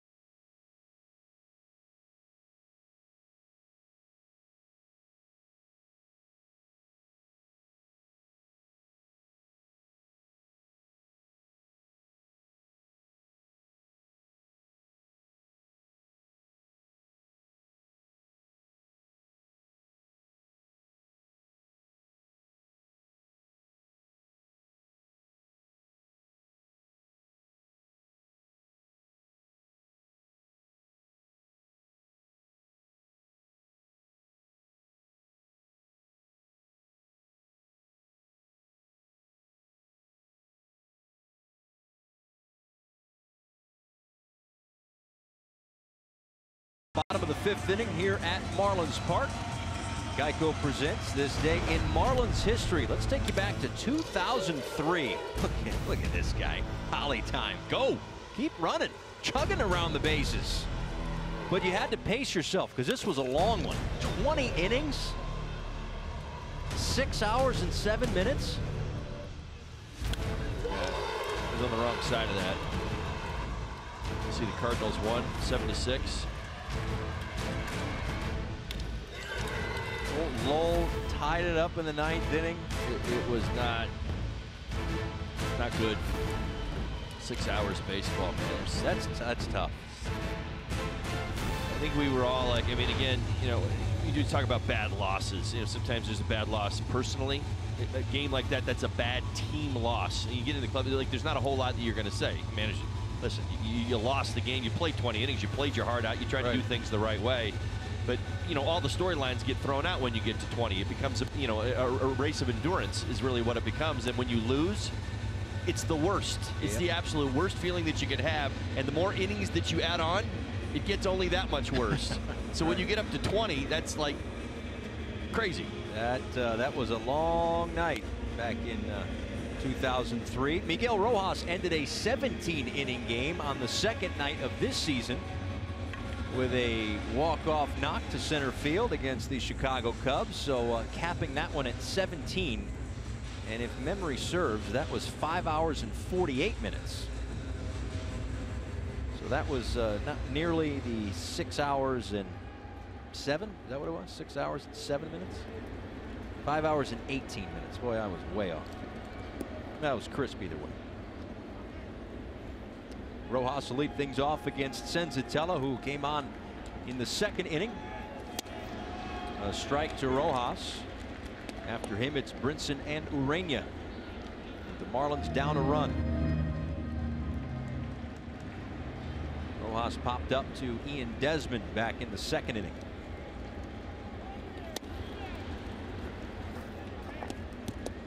The Marlins are going to have to find a way to break through against Senzatella. Game plan obviously has changed from Anderson.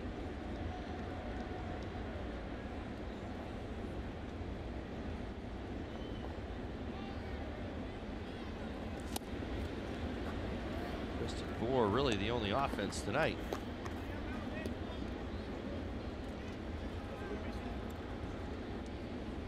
He's got the only hit. Couple of walks, one for Anderson, one for Senzatella to this point. Not a ton of base runners thus far for the Marlins. But here we are in the middle innings. Their starting pitcher has done what has been asked of him. He's certainly not done doing it by any stretch of the imagination. As Urania to this point, 5 innings and 73 pitches. You figure there's still some left in the tank. So now it's just up to the Marlins offense to get something going. And if the series against the Dodgers was any indication, you should have some confidence when we get to the late innings, because they scored runs in the 8th and or 9th in all 3 of those games. Well, together, good at bats, good approach. Like I said, it did change obviously with the starter Anderson leaving the game early.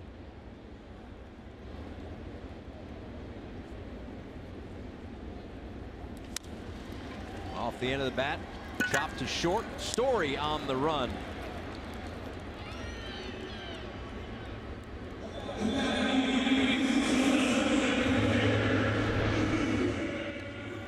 Story, a really good defensive shortstop as well. Strong arm. On the left side, I think you could argue that the left side of the Rockies infield, the best in the National League. It'd be in the top 5 if you put me at shortstop. That's how good Arenado is. Okay.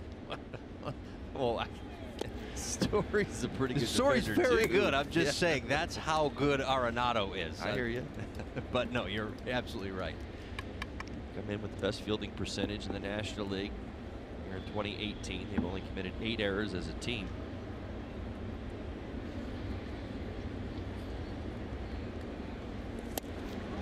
A strike to Brinson, who flew out to right field back in the second inning. Well, that's the thing about Story, and of course I kid. I certainly could not hang as a major league shortstop. I think we both know that. But Brinson out to right center field. Dahl 2 away. So much is made about the home runs with Trevor Story, but he's a terrific defender and great speed too. He is among the, you know, StatCast has the sprint speed thing. He's in the top 3. He's up there. I think he's ahead of D. Gordon. He's with Billy Hamilton. He's a very speedy ball player. Story's a tremendous athlete. I think his career is really going to come together as soon as he figures out how to cut down on the strikeouts. It's plain and simple. You know, you go back to last year, he struck out 191 times in an on-base percentage of 308. You fall in love with the power, the ability to drive in runs. Makes all the sense in the world. Now, he's off to a good start this year. He's walking a little bit more, has that on-base percentage up in the 350 range. That's going to work.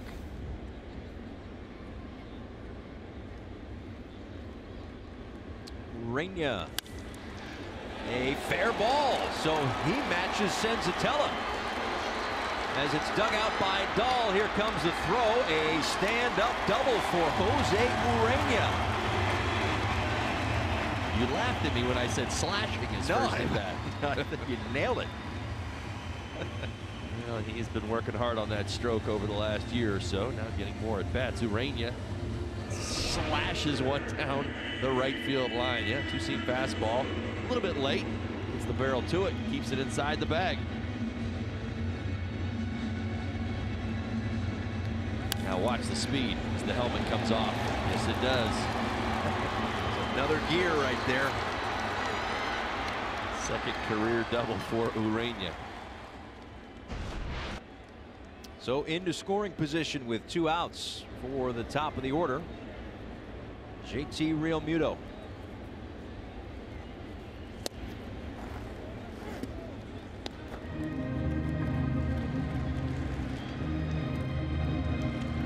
For a lot lottery in-game jackpot, a .345 hitter against Colorado. And he, of course, just did major damage against the Dodgers out in Los Angeles a couple of days ago. Multi-home run game for Realmuto. He's playing in his first game here at Marlins Park in 2018. Came off the disabled list last Tuesday against the New York Yankees. Homered in that game, a multi-home run game against the Dodgers the other day. Already tied for third in the majors among catchers with home runs. Right field line, long run for Dahl. This one is falling foul.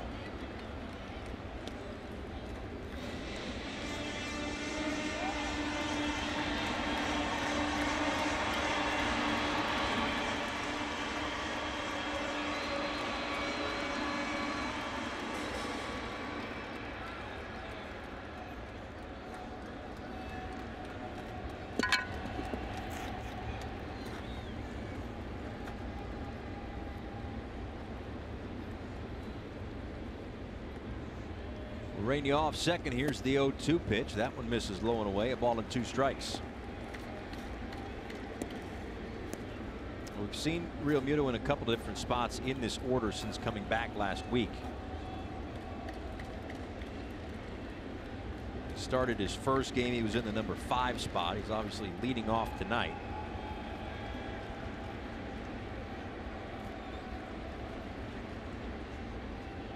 Second in Milwaukee in one of the games as he stays alive there.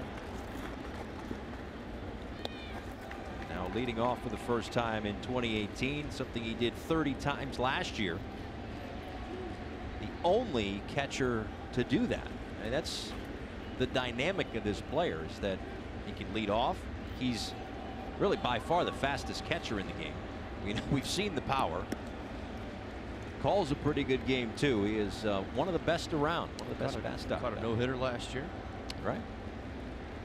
It's Volquez.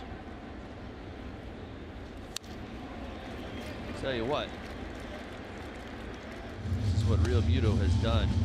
I haven't been watching Marlins baseball over the last week or so. What he has done so well. I continue to talk about hitting his pitch. Well, that's all fine and dandy when you get it. But when you fall behind, he has done a really nice job of defending the strike zone. We've seen it this at bat. Now 1-2, he's fouled off 4 pitches, 4 tough pitches, a couple of sliders, a fastball.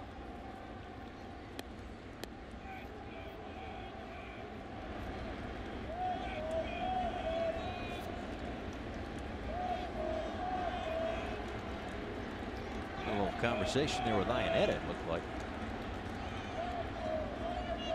Nevertheless, a 1-2 pitch on the ground right side. That's Valaika. We are through 5 here at Marlins Park. It's a 1-0 lead for the Rockies in the series opener.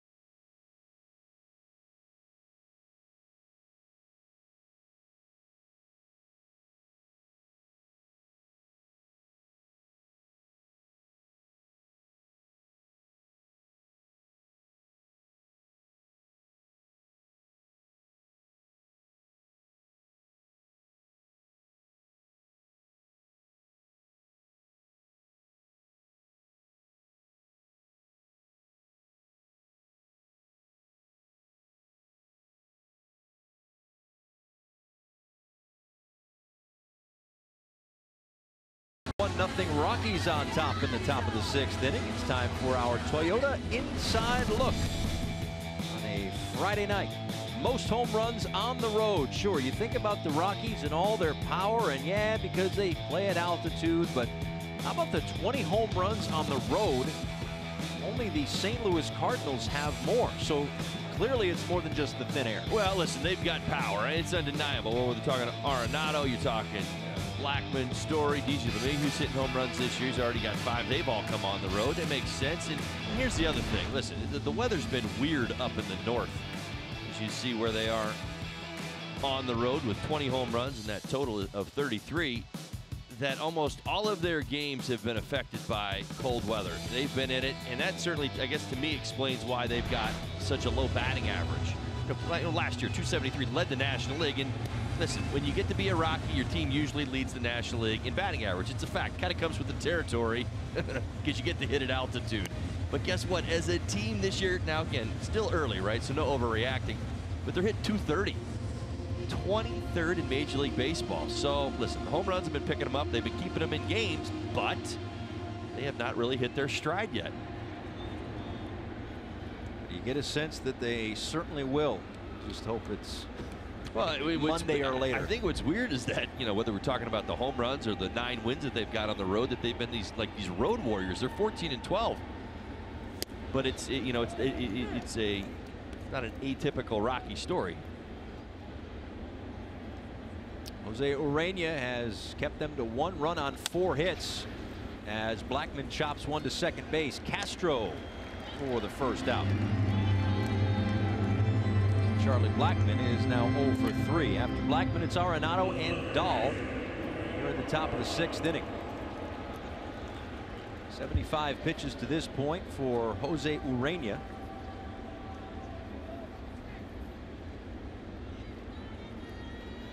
Went exactly 5 innings in each of his last 3 starts.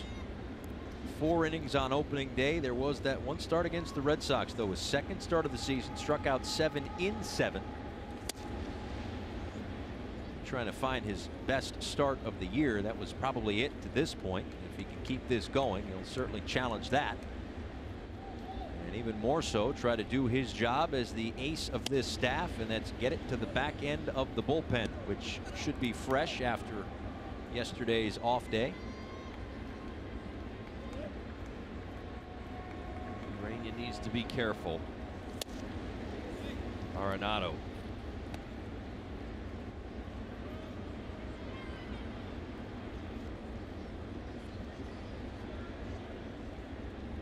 For 2 tonight.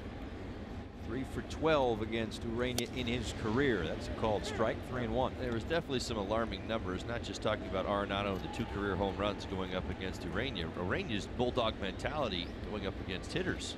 The number 3 hitter against him this year have hit .583 against him. Left center field, long run. Brinson still on the move, makes the catch in the gap for out number 2.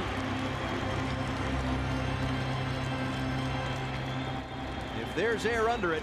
He's going to track it down. Yeah, he gets the strides going, and it's going to be our Bonefish fresh catch of the day. Why not? Like a wide receiver. Antonio Brown's in the house. He should be proud of that catch, right?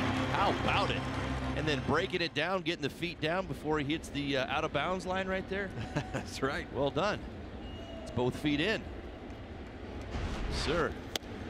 That's a pretty good example of what Brinson can do. He had Arenado shaded just the other way. He had to streak all the way across the outfield to make that catch.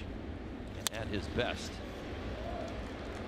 A base hit through the left side for David Dahl, who takes a big turnaround first. Got about a third of the way down to second base before putting on the brakes. And for Dahl, that's another hit for him. 5-game hit streak since coming off the DL.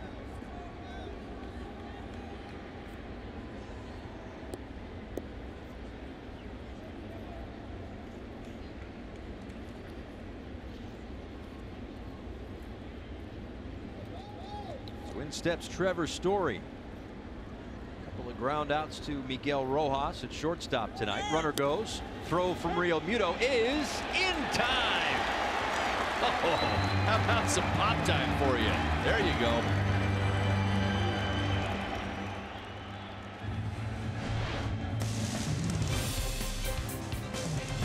Got him to end 6.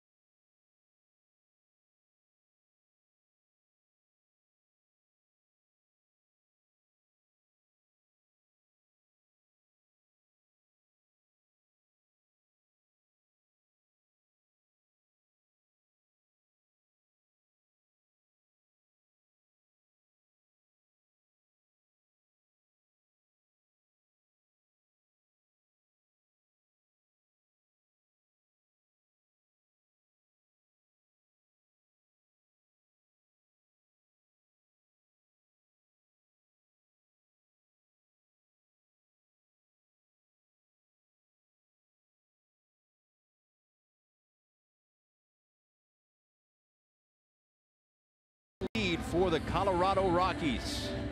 How'd this happen? I love talking about pop time. It gets me excited. It's an advanced metric, right? Look, here's what we're talking about.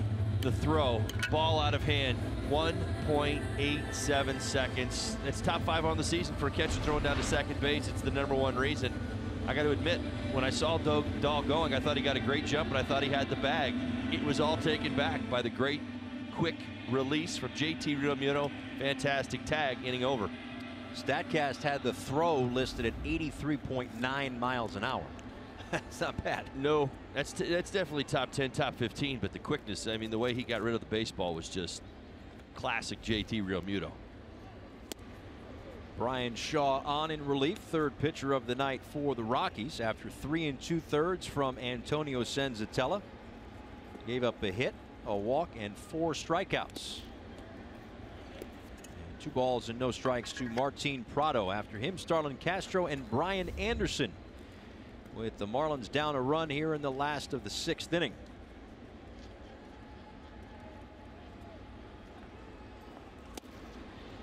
On the edge, 2 balls and a strike.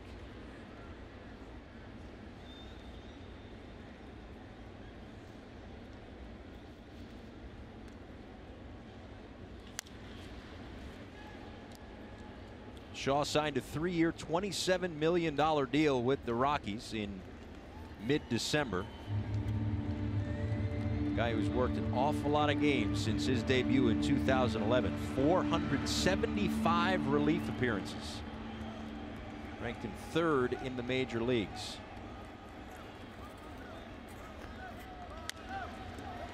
Slow roller in front, bare hands, and throws.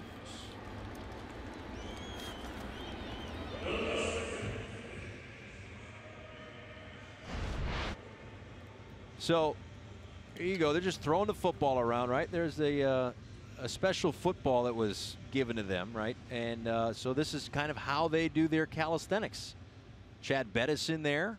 Whatever gets the guys moving and sweating, it works, right? It looks like a game of touch football broke out. Yeah, picked off. Oh, wow, take it the other way. Yeah, a little too much air under it. Bettis has to be a little bit more aggressive. That's your ball. Did not drive that in there. You'll get it. 0-1 to Starlin Castro.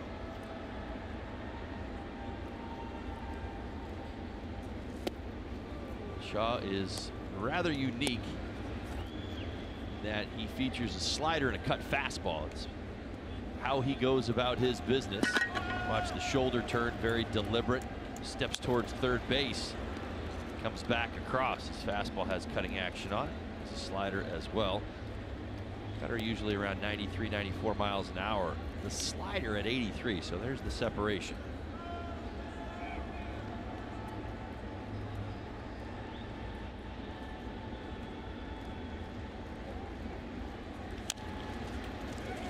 Tap in front of home plate. Castro is retired. Gets that rolled in front of home. Iannetta applied the tag, and there are 2 away.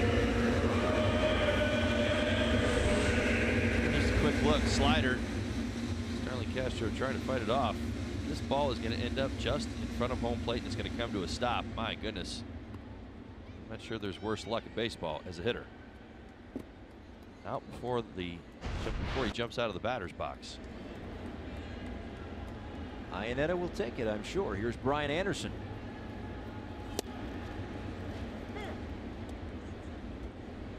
So the football, right? The football came from Marquette King, former Raiders punter, who's now part of the Denver Broncos. And apparently Shaw has always kind of used the football to help him with his breaking ball. Interesting little technique. So they caught wind of it. Presented him with 2 NFL footballs. And he'll step on the bag. Inbounds for out number 3. We're through 6 at Marlins Park. 1-0 Rockies.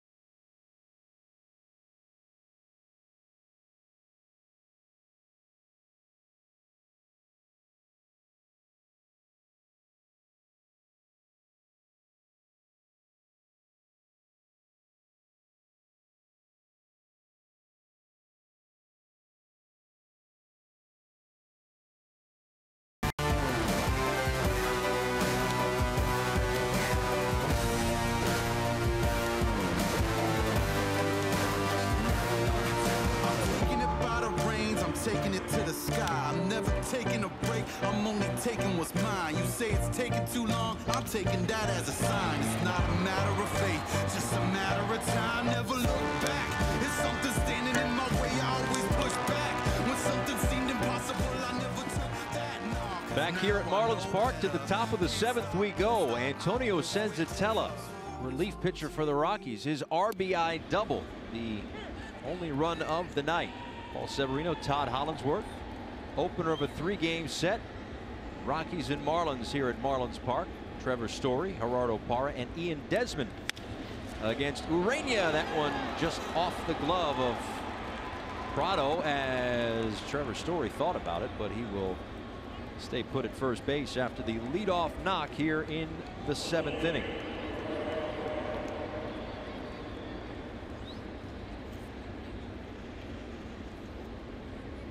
Urania pitching into the 7th for the 2nd time this season. Again, he completed 7 innings against the Boston Red Sox back on April 3rd.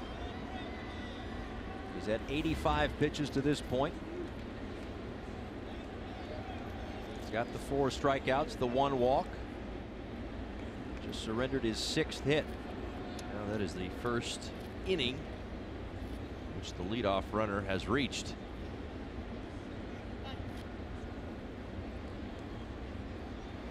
Good test for Ureña here in the 7th. Pitch count kind of creeping towards 100. He's kind of controlled the action tonight.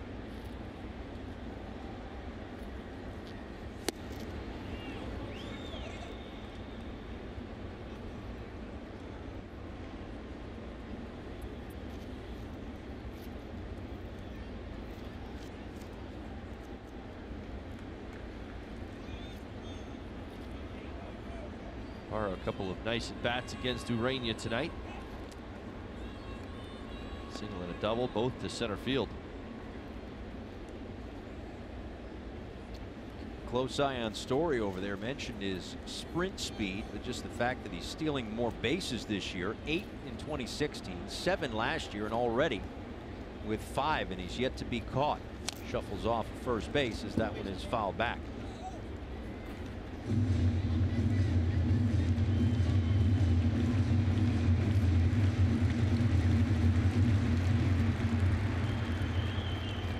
In 2016, he stole 8 bases, was caught 5 times, improved on the percentage last year, stole 7, was caught twice.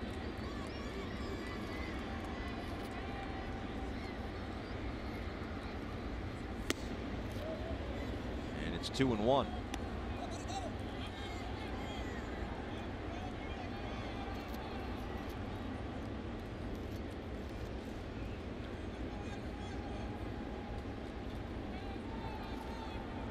Searching for a ground ball.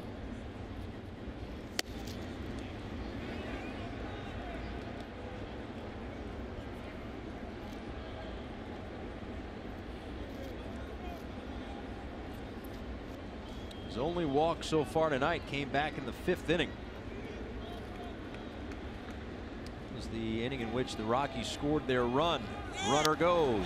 Parra puts this one in the air into right center field. Brinson will make the catch, and Story back to first. Come out to the ballpark and celebrate Puerto Rican heritage tomorrow night when the Marlins take on the Rockies. Purchase a bundled ticket package and receive an exclusive Puerto Rican Heritage Night jersey. Join the festivities. Purchase your tickets today at marlins.com/Puerto Rico.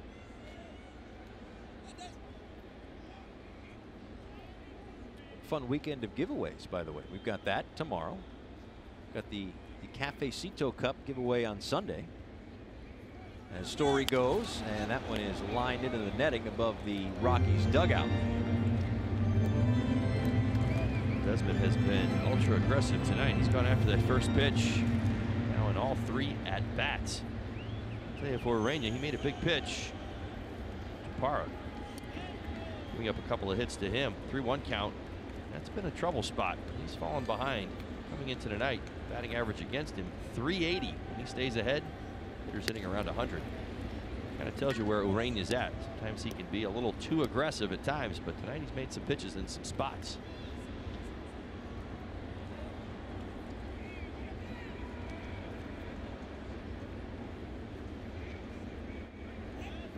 Another check on Story.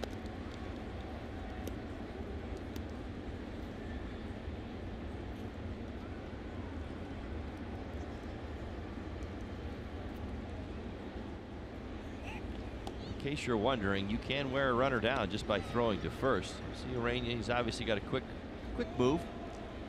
It's not terribly deceiving. He doesn't toe the line. He doesn't pick off a whole lot of runners. But the point being that if you're the runner at first base and you have somebody throwing over 4 and 5 times, it will wear you out. You're less inclined to go, and you really do start to get tired. Really, no jokes. I'm not kidding. See Story right now, he's even breathing hard.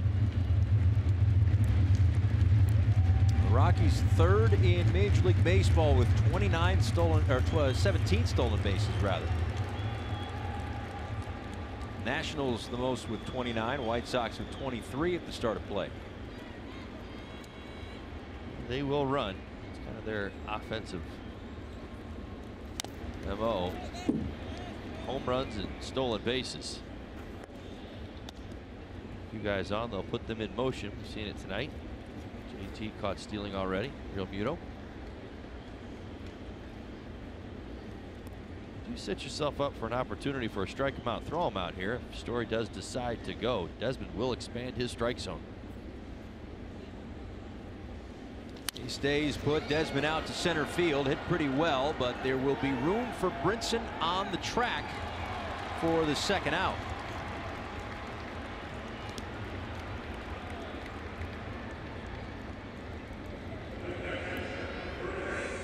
Beauty of this ballpark, so much real estate out there in center field.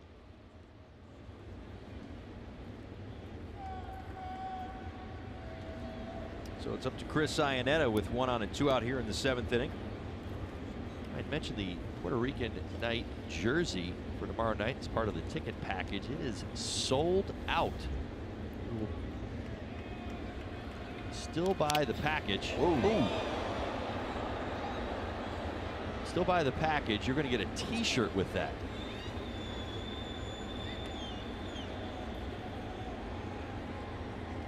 Still worth coming out to Marlins Park for that Puerto Rican Heritage Night t-shirt. There you go.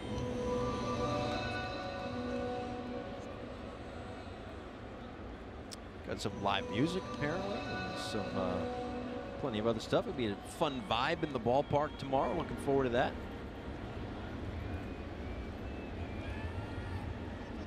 By the way, kudos to Major League Baseball with the netting, by the way, because that bat a moment ago from Chris Iannetta went spiraling into the netting and not into the 10th row. Yeah, great point, Paul. You're absolutely right about that. That was not just a bat flip. That was a full-on swing and release. Watch this. How fast. Look how hard it was even to keep up with it. Exit velocity on the bat, right? Yeah. I mean, if the net's not there, my goodness. And a swing and a miss. So Ureña is through 7 stellar innings, but the Rockies lead it by 1.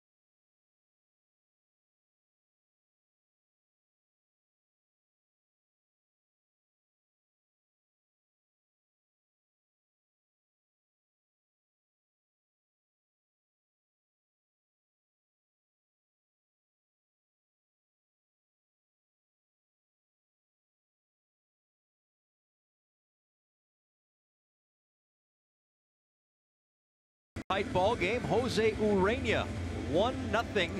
He has surrendered just the RBI double to Senzatella. Fantastic job tonight. Didn't use the changeup nearly as much. The slider was his primary weapon, secondary weapon, if you will. Fastball 63% of the time. That fastball command, I ran it and raved about it early. The two-seamer to both sides of the plate, set everything up. He stayed aggressive, didn't walk hitters, made no trouble for himself tonight. So really good to see. And listen, there were some twisted numbers. You know, you go back to the beginning of this ball game, and I talked about it. First 3 innings of a game, 7.20 ERA coming in. You pair that with how the Rockies do things, score early. I'm telling you, it was great work by Ureña. He did a really, really nice job. And I think he just begged for another inning. I'm pretty decent at reading lips, and it looked like he was saying one more, and Don Mattingly's like, all right. So we'll see. He would be due up 5th this inning. One more. Are you good? All right. Very good. He earned it. He again due up 5th in this inning. So if they get a rally going, maybe that changes the story a little bit. But certainly pitched his way into perhaps getting another inning. He's at 98 pitches, 67 for strikes as Jake McGee, the lefty, delivers low. Well, think about it like this, almost as a rite of passage. Urania, I think let's back to last year. I watched it, obviously every one of his starts, every pitch he threw, and Don Mattingly was very cautious with him, careful at times. A couple spots early on when he started. I think Harlan Garcia, very similar to how that approach has been this year, and very careful on how he wanted to use him. Now he's getting a little more leash. I like it. We'll see if he gets back out there.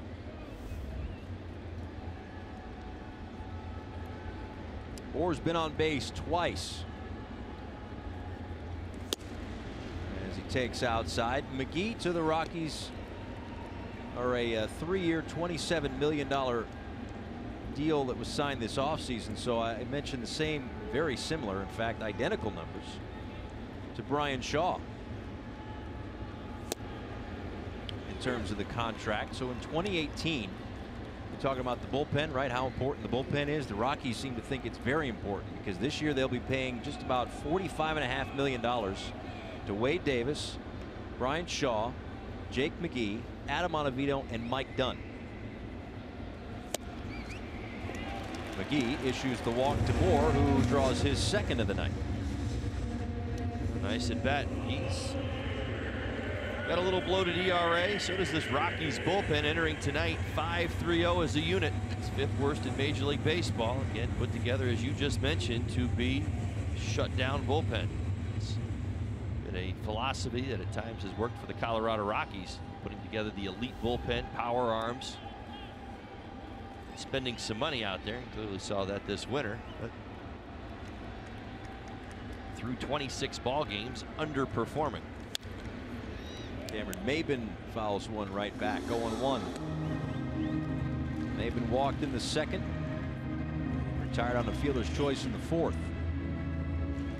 Well, I mean, that's the thing too. Like we talked about this whole offseason about, oh geez, what's taking so long for these free agents to sign and find a place. Well, the middle relievers certainly for Colorado did not have an issue finding their worth and finding their contracts. McGee, what you see is what you get. Fastball, curveball, that's what he's bringing to the table. But get this, he's one of those rare birds that uses the fastball near 90% of the time. He's coming at you. It's all about fastball placement, living on the corners and making pitches down in the zone. Well, currently sits at 88% fastball usage.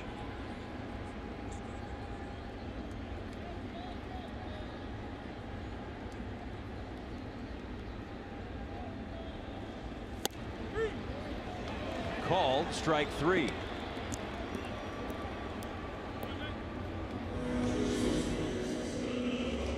After some fastballs away, be able to get back inside. Had a strike to the inside low corner. As I mentioned, even aggressively went after the 2 fastballs that he saw away.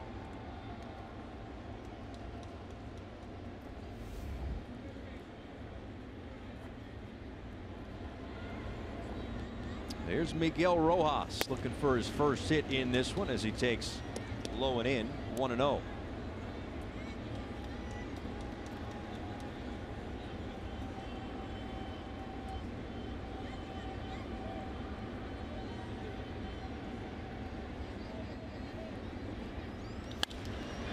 Right to Arenado, throws back across the diamond, and Bohr is able to hang on to the bag, 2 away.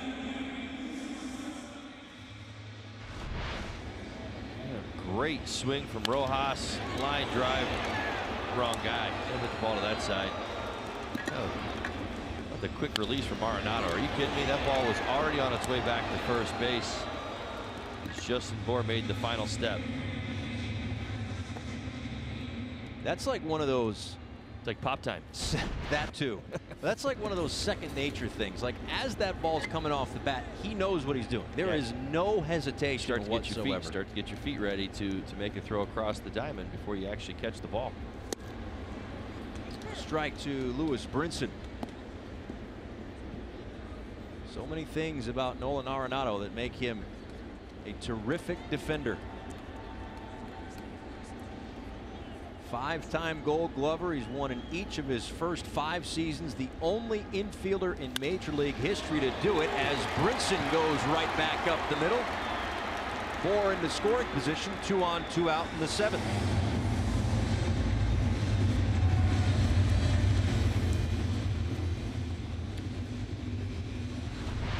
A nice swing from Brinson. Elevated fastball. Inner third. Barrels it up and sends it back through the middle.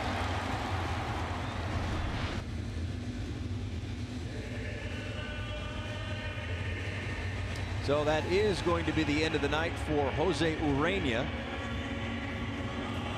And I beg to go out there for the 8th, but because of a 2 on 2 out situation, Tomas Telis will hit for him here in the 7th.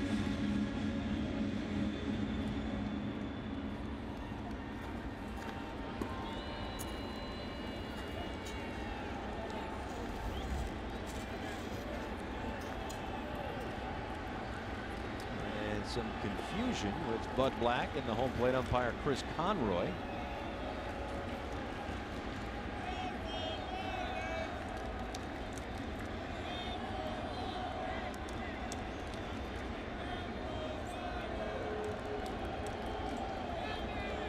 I gotta tell you, I'm not quite sure what's going on.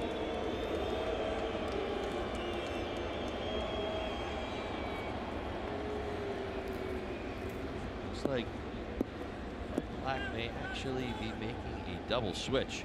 Was he just confirming that Telis was announced, maybe? I wonder.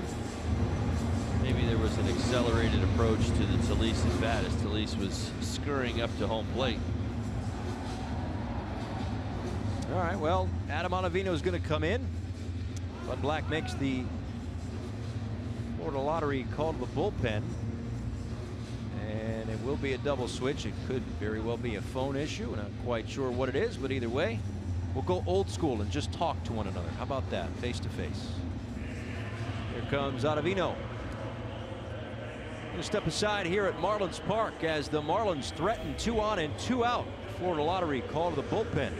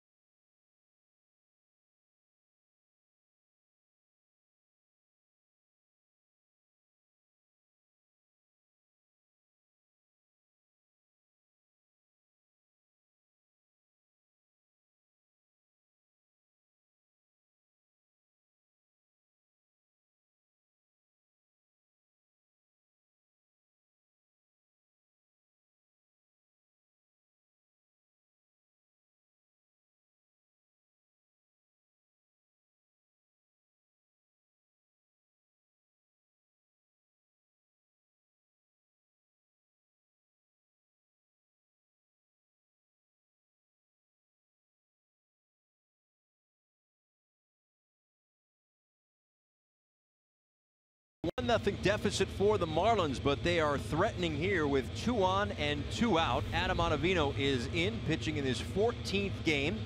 An ERA well south of 1, and opponent batting average at .050. So nobody's really having much success against him. Hopefully that'll change. And don't fall behind. He gets ahead with 2 strikes. Batters are 0 for 34. Yeah, 26 Ks. Ryan McMahon, part of the double switch, takes over for Ian Desmond over at first. Tomas Talise takes outside, and it's ball 1. So the runner on at second is Justin Bour. He led off the inning with a walk. Cameron Maybin struck out. Miguel Rojas lined out. Brinson with the base hit, so he's at first. And now the pinch hitter, Tomas Talise.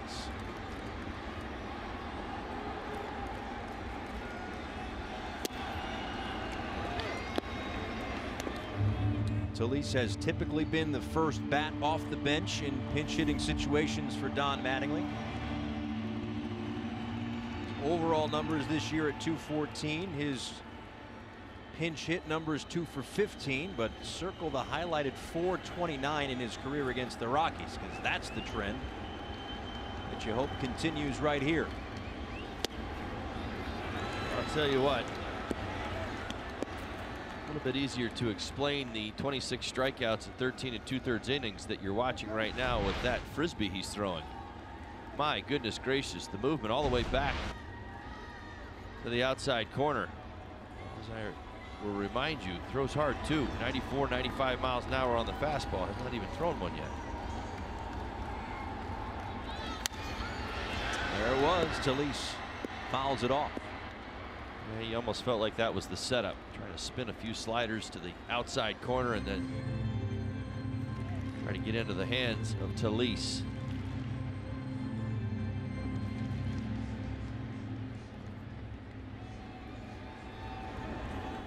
Well, he's due to give up a hit with 2 strikes.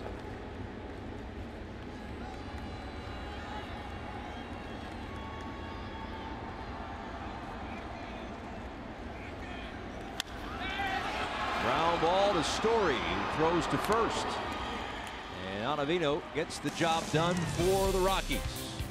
We go to the 8th here in Miami.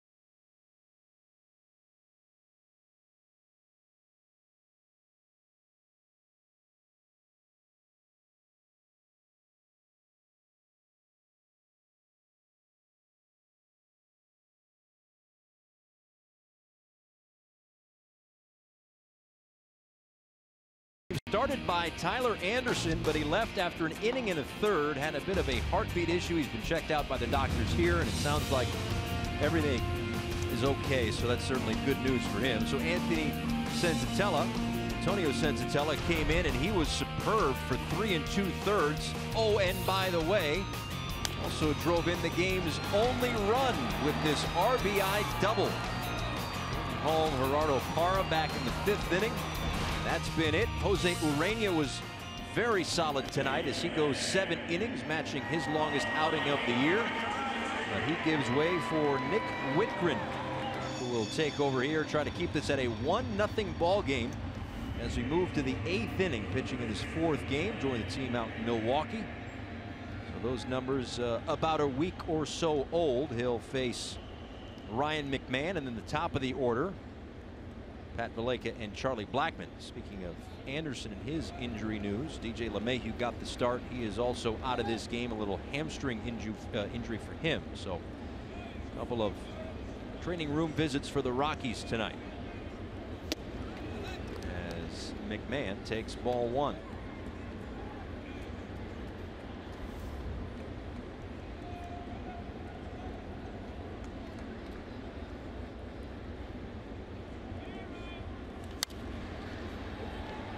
So again, the final line on Urania: 7 innings, 6 hits. He walked 1 and he struck out 5. And if you want to compare this to the start against the Red Sox in his second start of the season, you could probably argue back and forth which was the best, but just in terms of where this pitching staff is right now, a ground ball past Rojas and into left field, a base hit for McMahon to lead off the 8th inning. What do you think this meant for Urania and the staff? Yeah, it was good to see. It's continuing the trend. The starting pitching's been very, very good over the last handful of days, last 5 days specifically. You give your team a chance to win. It's understanding that. We've talked about the offense kind of getting on track tonight. Still needs to happen, but 7-1. I don't think anybody's going to complain about that. You do that enough times in a row, you go to an all-star game. So there you go. Solid performance from Urania tonight. Now the Rockies going to try to create some insurance here as Valaika lays down the bunt for Fields and gets the out at first. 1 away.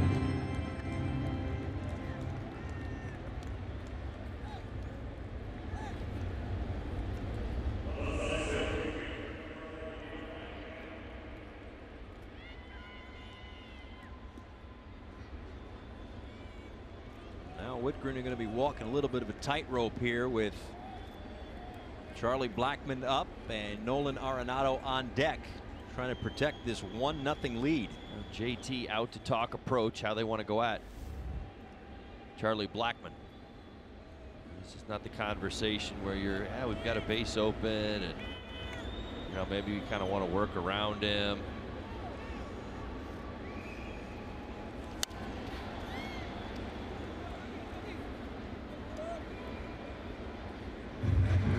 Urania had the answer for him today. He retired him in all 3 trips.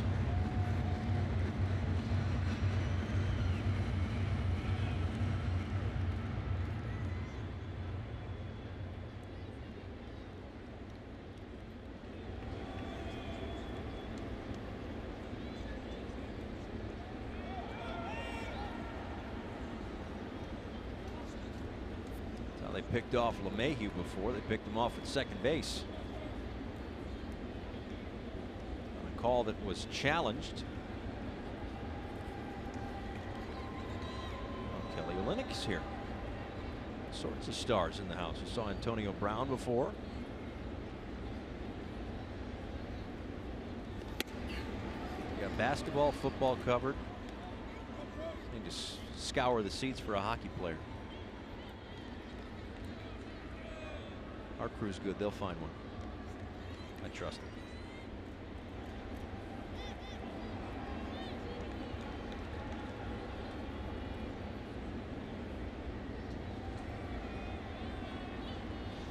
The 1-1 to Blackmon is outside. 2 balls and a strike.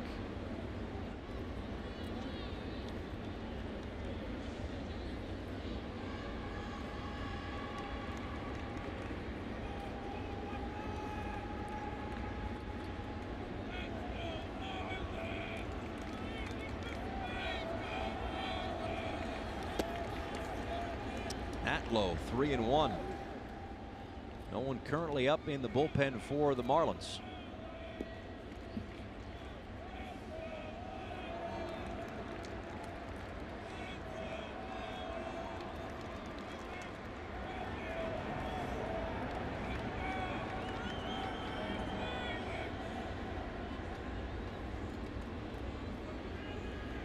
Again, three outings for Whitgren. 2 against Milwaukee and 1 against the Dodgers. He struck out at least 1 in each. A couple of strikeouts in the second outing. A couple of strikeouts against the Dodgers on the 24th.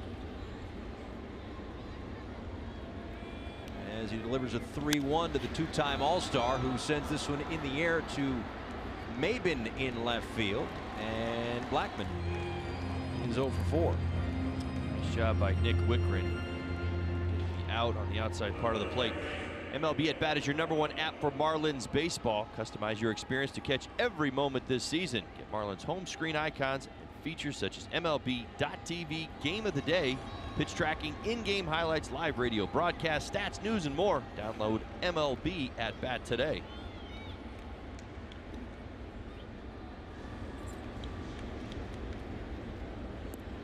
It's like manager Don Mattingly on his way out to the mound. Keep the conversation going. You have to slow step it through this part of the lineup. Rockies very dangerous hitters. Go with Blackman and Arenado. And now a message from FPL. At FPL, we're using technology to help us keep reliability high and bills low. That's how we're changing the current.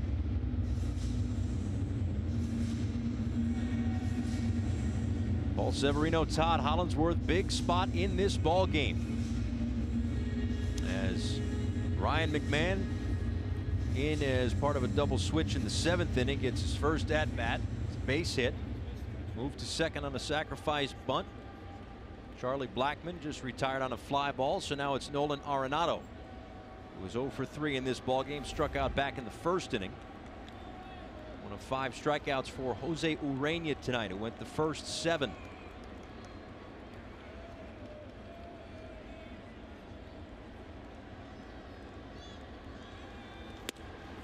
In there for a called strike to Arenado.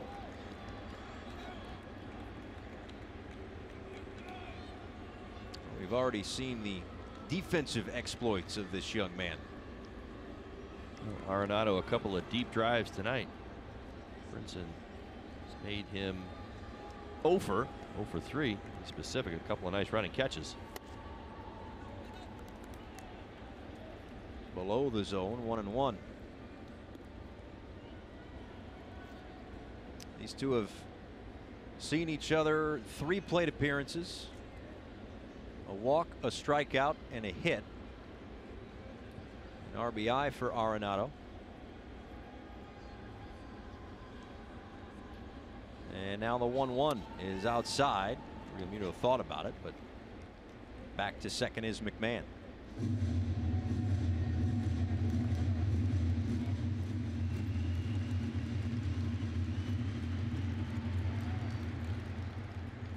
Now they're just going to put him on. Well, certainly makes some sense. Arenado becomes so much more dangerous in hitters' counts.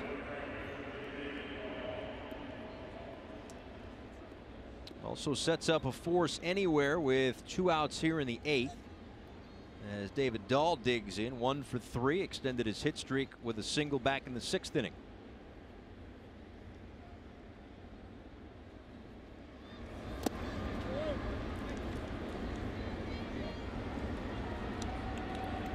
Dahl 0 for 2 in his career against Nick Wittgren.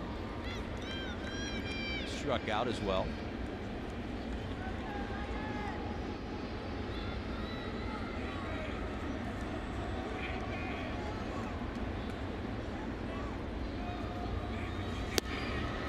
Two balls and no strikes.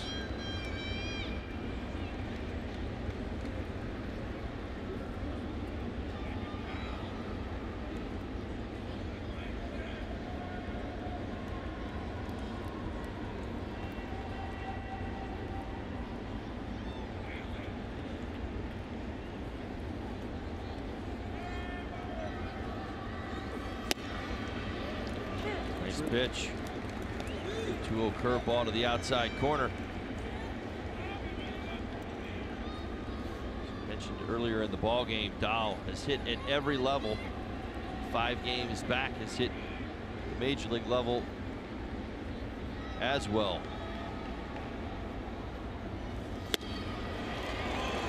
Chase that one, and it's 2 balls and 2 strikes. Nick Wittgren does not throw the changeup all that often. He pulled it out in the right spot. Proved effective. Big 2-1 pitch.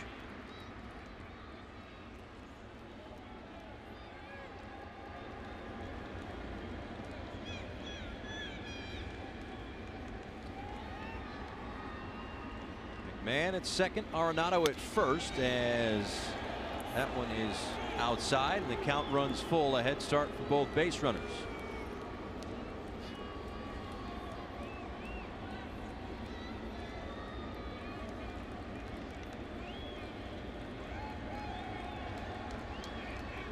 A big pitch in this ball game. Whitgren would love to keep this at a 1-run deficit, and he will. However, the base is now loaded after the walk, and that'll bring up Trevor Story. Able to pick up a strikeout, or excuse me, a strike on the changeup. Went back to that changeup with Dahl in the box. Missed off that corner by just a little bit. So trouble here in the 8th. Marlins want to keep this score at 1-0. Themselves an opportunity offensively. So it's Trevor Story, a couple of ground outs and a single back in the 7th inning. Pushes that hitting streak to 6 games.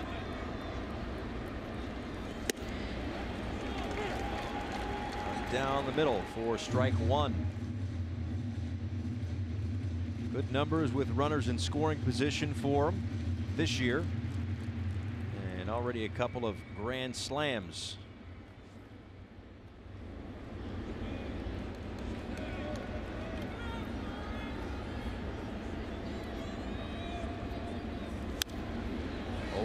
Two. Nice job, Whitgren getting ahead here. Second career grand slam just happened for Story on Tuesday versus San Diego.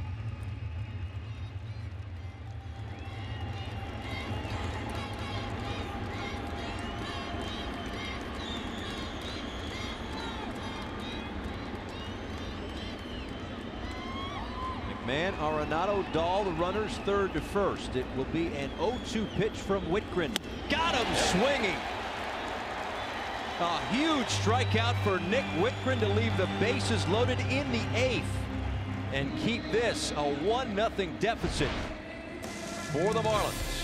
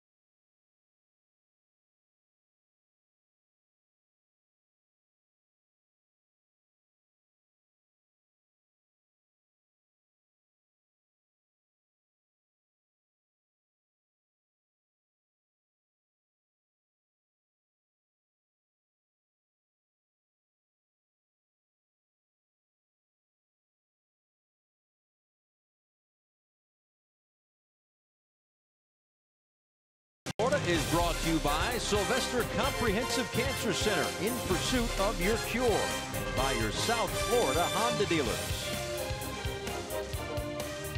Looks like the rain has stopped outside. Rugged day weather-wise here in South Florida, but under the roof here at Marlins Park as we go to the bottom of the 8th inning. Top of the lineup due up. Realmuto, Prado, and Castro against Adam Ottavino, who came in to get the final out of the 7th inning. Realmuto 0 for 3 to this point.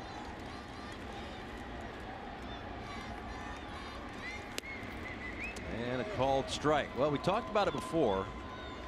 The way that road trip ended was with the Marlins' first series victory of the year. The first time they won back-to-back games all year. They won 2 out of 3 from the Dodgers, but in all 3 of those games, Marlins scored in the 8th inning. And in the last 2, they scored in the 8th and the 9th. So looking for more late inning heroics.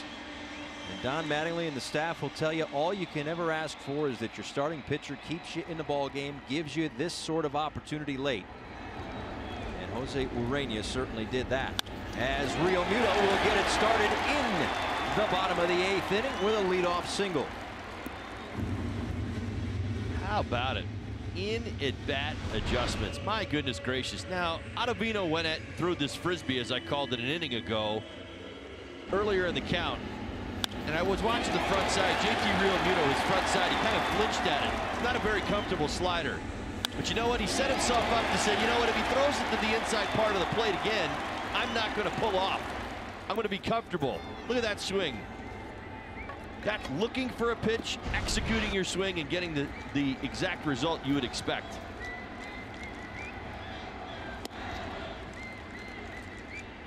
The reaction that you just saw from Prado, which is a normal reaction, seeing his slider for the first time, is the same reaction that JT just had.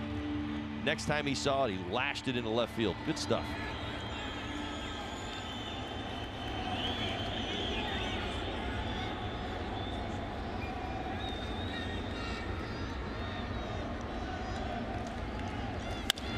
This one out to right field. It sends Dahl back for the first out. Not a whole lot of offense tonight for the Marlins, but we know JT Realmuto's been in a good spot. Watch the leg, hits the front side. Now this is the slider, the second one that he gets to. Look how he stays on his backside, young hitters at home. That's how you want to hit a big league slider. You don't want to slide to your front leg and have that weight transfer over. You want to stay back, recognize the pitch, and come through the zone, much like JT just did. So with 1 on and 1 out, it's Starlin Castro. You know, as we look at the game notes every day, Holly, let's highlight 99 home runs. I'd like to stop highlighting 99 home runs. Well, you and I both have stopped saying it. I know that over the last 5 or 6 games. Just kind of moved past it. Just saying now'd be a good time. Well, beggars can't be choosers, they say, but I'm with you.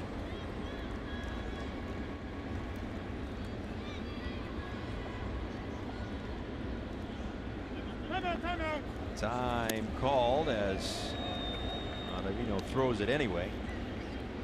Now, did that give any indication as to where he was going to go and will go? So funny you said that. I was just basically dismissing that in my own mind. Yeah, you know, you try to not overthink it, really. I mean, I would think that it does lead you to the next pitch, but because their count still stays 1-0, I don't know. You can go either way on this one. Went right back there. I think he just let up on the pitch. You saw 78 light up because he knew it.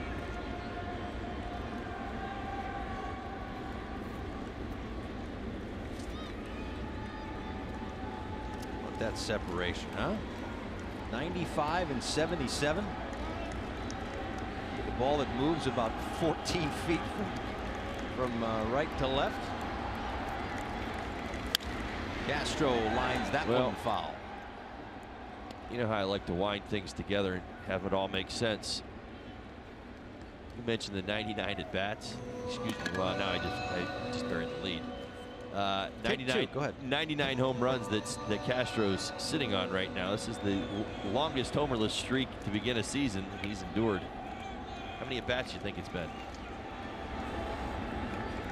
99. Of course it has. Yeah. So he's due, is what you're saying right now. Yeah.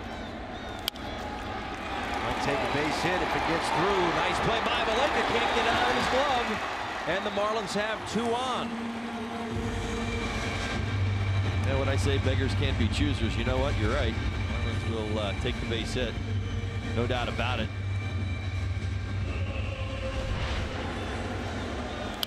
Valaika does a nice job of keeping this on the infield. Not crushed in the hole, kind of perfectly placed. Valaika doesn't get to that. It's first to third. It changes the entire dynamic of this inning. But by keeping the ball on the infield, JT only able to move up one base. He knocks this down. It gets away from him. I bet you JT's hustling around second and moving into third. Oh, very nice at bat regardless. So now it's Brian Anderson. Takes a look at that frisbee, as Holly said, outside 1-0. 364 hitter with 11 RBIs this year, with runners in scoring position. He's got 12 overall, which is among the rookie leaders in Major League Baseball. Inside 2-0.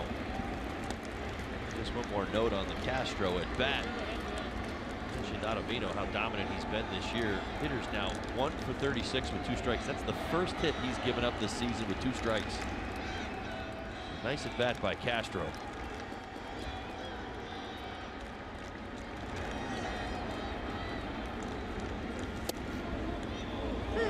Caught the edge, 2-1. Great take though for the young Anderson. Really, really good take right there. He wanted to come out of his shoes thinking he was going to get a 94, 95 mile an hour fastball on a 2-0 pitch. Ottavino went to the slider. If he hits that ball, it's probably a double play. Moore waits on deck. Here's the 2-1. Held up, 3-1.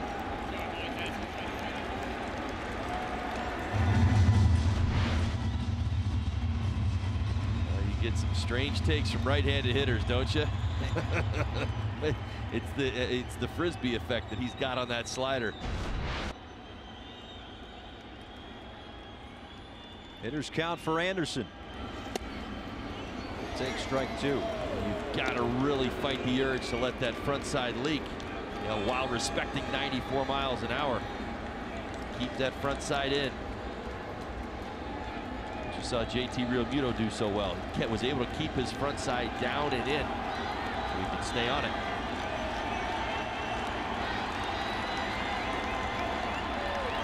Payoff pitch to Anderson. Swing and a miss. Strike 3.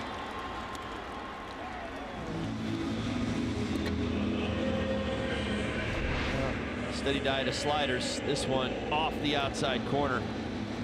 Able to stand there a little bit better than the 2 previous pitches, but not enough to foul it off. I know he's got mid-90s, but like, why throw anything else?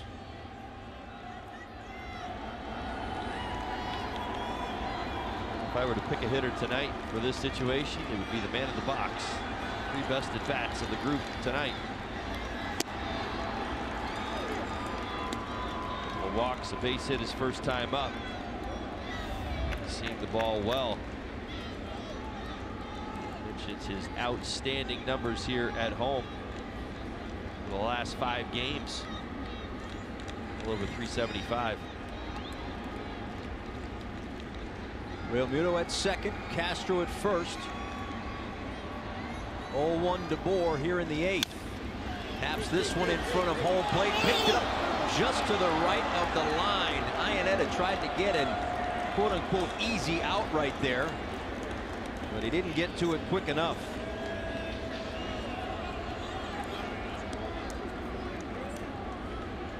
Now Bud Black out to talk with home plate umpire Chris Conroy. Well, thank goodness we have the privilege to watch it again.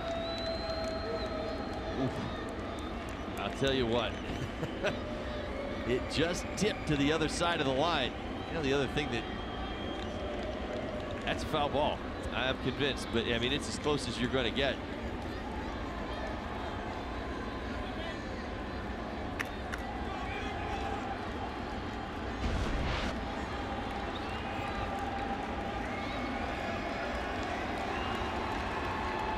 JB's going to have to get it done with 2 strikes. This is going to be an eventful inning for the Marlins offense. Well, let's hope they just caught a break.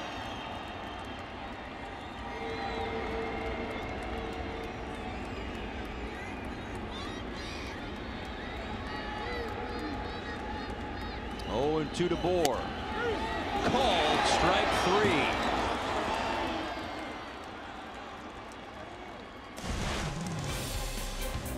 What an inning of work for Ottavino. We go to the ninth, 1-0.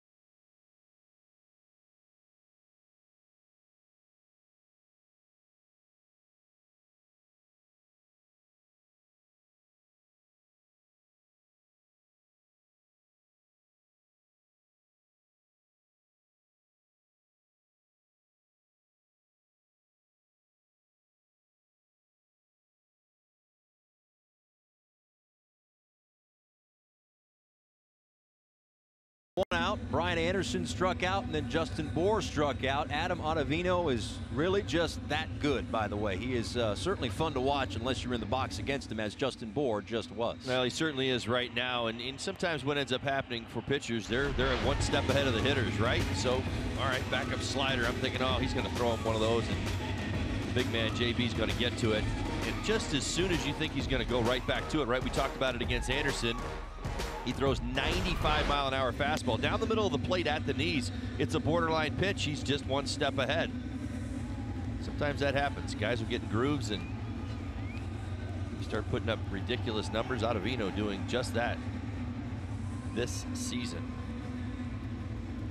So Nick Whitgren gives way to Kyle Bearclaw, pitching in his 11th game so far this season. He has been effective.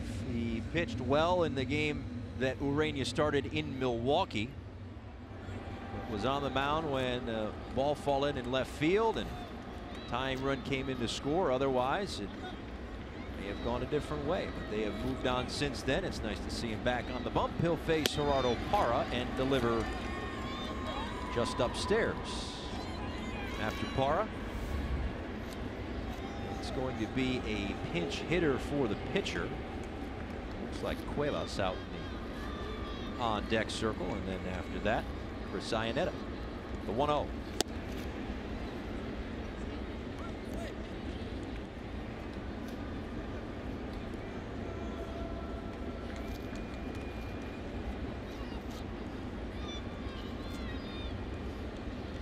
Couple of hits tonight for Parra. A single in the second. He doubled and scored the only run of the game back in the 5th.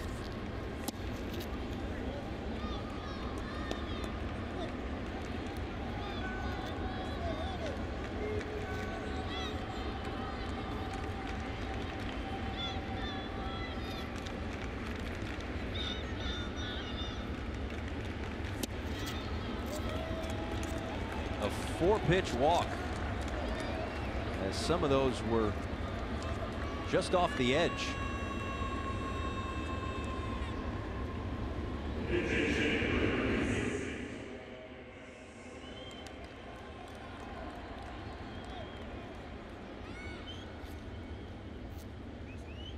So now it's Noel Cuevas to come in. He hits in the number 7 spot, as Ian Desmond was lifted as part of a double switch back in the 7th inning. Cuevas recorded his first major league hit, first multi-hit game of his career on Tuesday.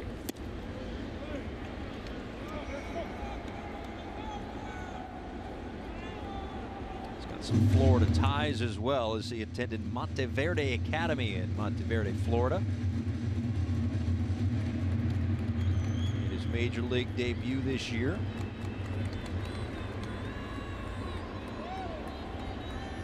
We'll see a 1-0 from Kyle Bearclaw that misses low and away.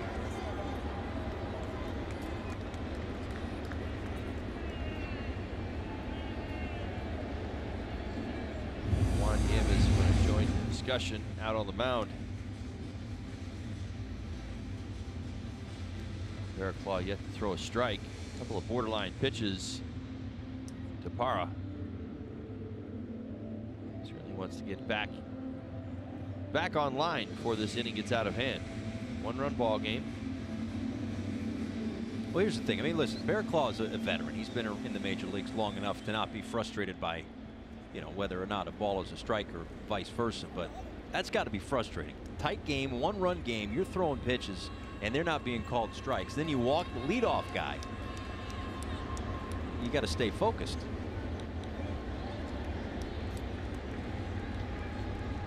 See how someone would be frustrated about that.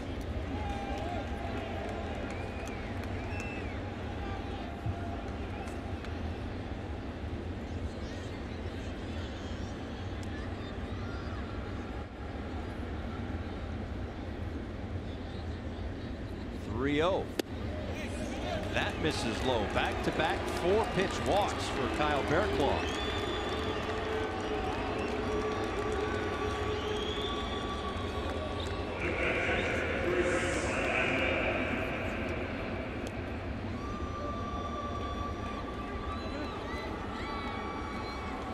So here's Chris Iannetta. A couple of strikeouts, intentionally walked back in the 5th inning. Let's see if the Rockies Iannetta hit or if he tries to lay down a bunt. He's squaring around early. Moore's creeping in. He's just about even with the pitcher's mound, but he pulls it back, and it's strike one.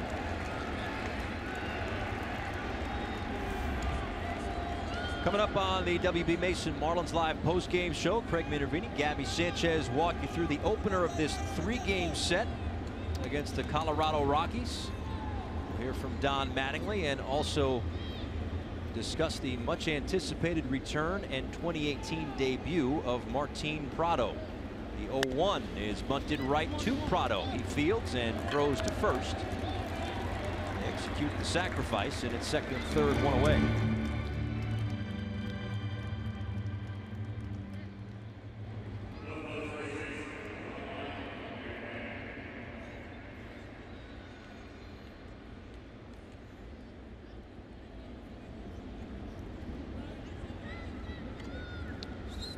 Ryan McMahon will bat. The infield is in for the Marlins. Well, he entered as part of a double switch. I'm going to put him on now. He had a good swing. I'm taking note of that in the 8th inning. Lined a base hit to left field.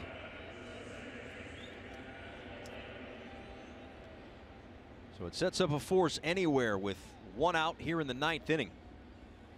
And a big batter in this game right now in Pat Valaika, with the 2 guys behind him, Charlie Blackmon and Nolan Arenado.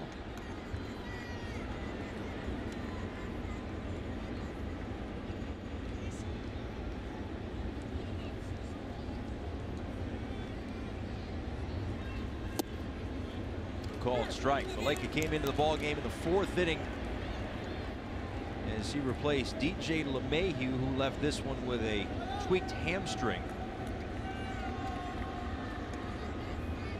3rd trip to the plate for Valaika, grounded out in the 5th, had a sacrifice bunt in the 8th.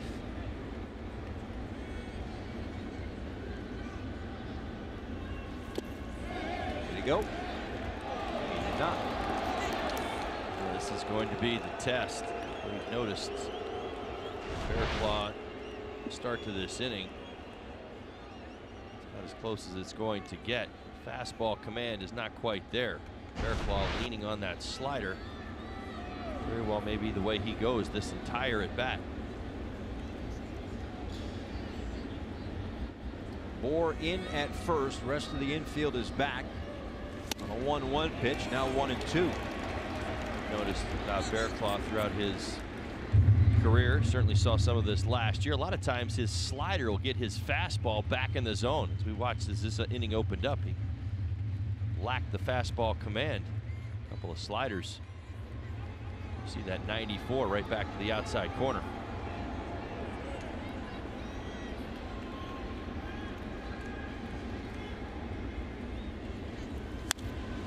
1-2 is fouled away.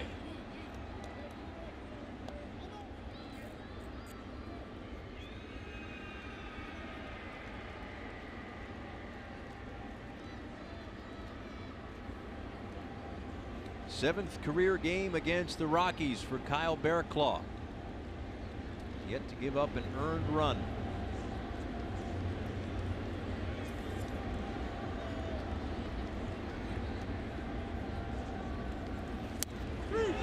Called strike 3.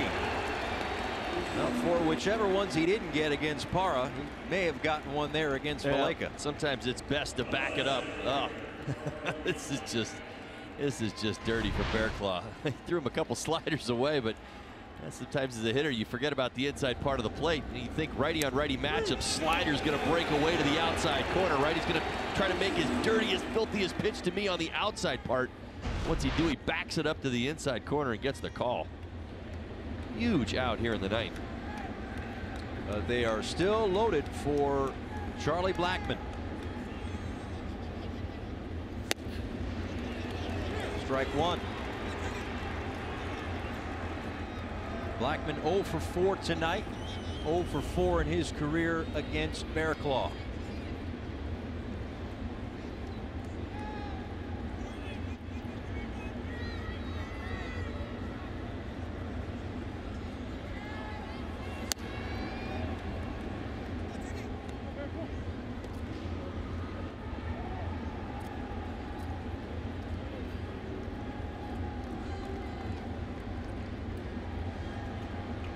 Parra the runner on at first.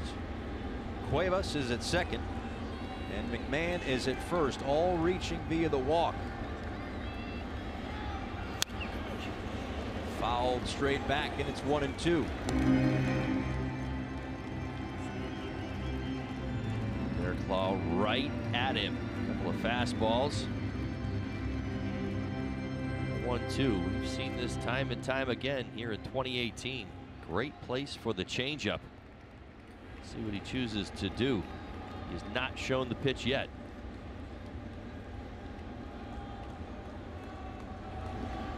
One career save for Barraclough, and it came against the Rockies. This is not a save situation, but boy, did he maybe just save the game right there. He leaves the bases loaded. And we'll go to the bottom of the ninth inning. Chance for the Marlins down a run.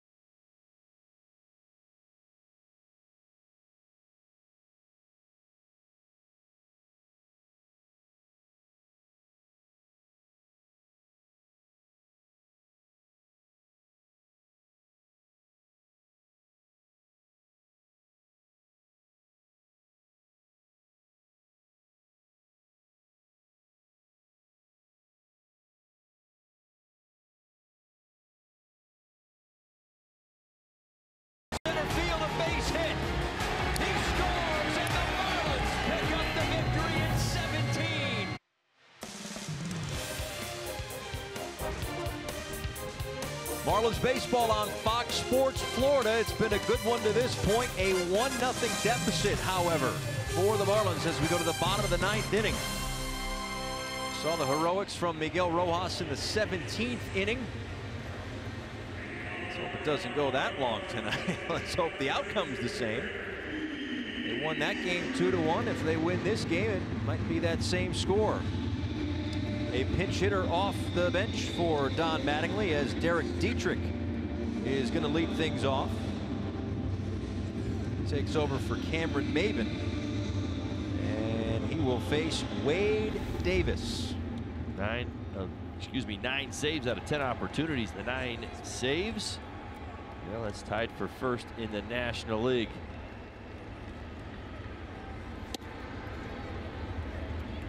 In off the edge, a ball and no strikes.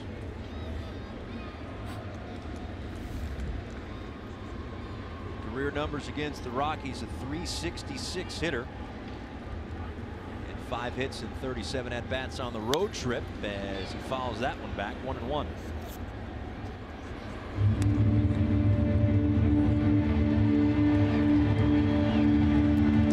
Over his last 6 games against Colorado, he's 9 for 20. It's a .450 batting average.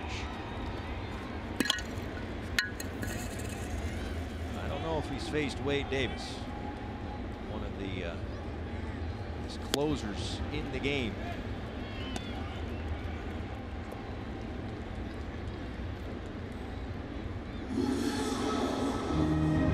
Davis, one of the unique closers, features 3 pitches, uses all 3 pitches: fastball, cutter, curveball. Line base hit into right field. A pinch hit, and Dietrich's going for second. Here comes the throw. It's a leadoff double for Dietrich. I love it.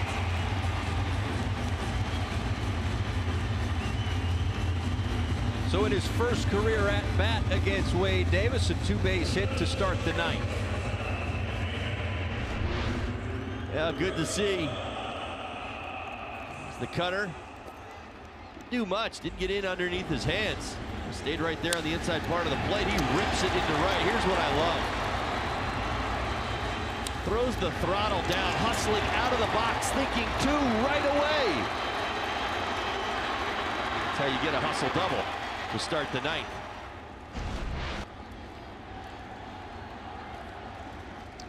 Well, here's Miguel Rojas.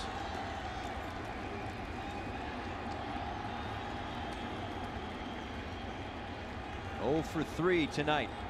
Continue to talk about runners in scoring position, creating opportunities. Well, it's 0 for 6 tonight. They've been better late in innings of late, particularly the Dodger series.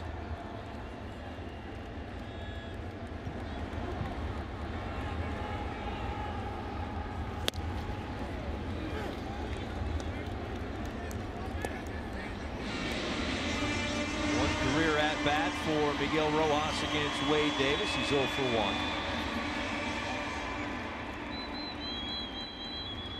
Davis all those years in the American League, and a little bit of time with the Cubs as well.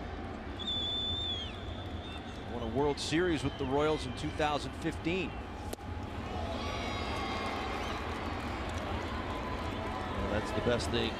Well, the best approach against Davis really is you have to hone in on what his strike zone is. You mentioned the 3 pitches, using all 3. If you expand, you're playing right into his arsenal.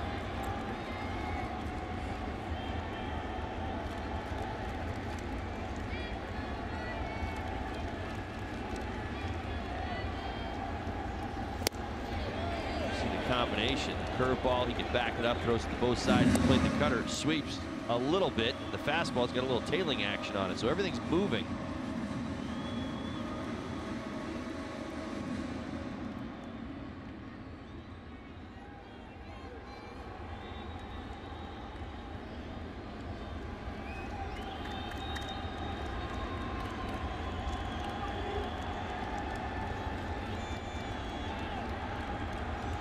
One-two pitch. Makes it off. Still 1-2. Rojas shortens up. 2-strike approach. Thinking about Dietrich along from second base at a minimum would love a ground ball to the right side. This is where you try to let the ball get a little bit deeper as a hitter. Not looking to get out and around anything. Really pull the knob of the bat through the ball and stay inside.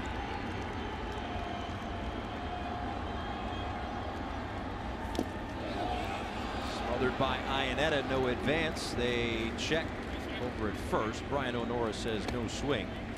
So it's 2-2. Good take. Late movement. A lot of times you talk about the go zone at home plate for hitters, even though they're thinking two-strike approach. If you throw a secondary pitch out over the plate and you get it to, as I'll say, dive bomb the strike zone, hitters, boy, they want to go after it. I did it all the time, man. You want to chase that pitch because you see it out over the plate. Nice job by Rojas leaving that alone.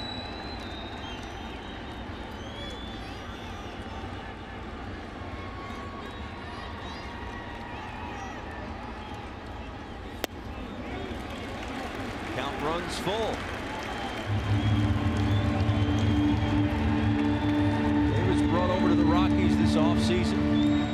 A 3-year, $52 million contract. Signed in the final few days of 2017 and added to this super bullpen, if you will, of the Colorado Rockies. It's been extra super tonight as their starter Tyler Anderson left with an injury after an inning and a third.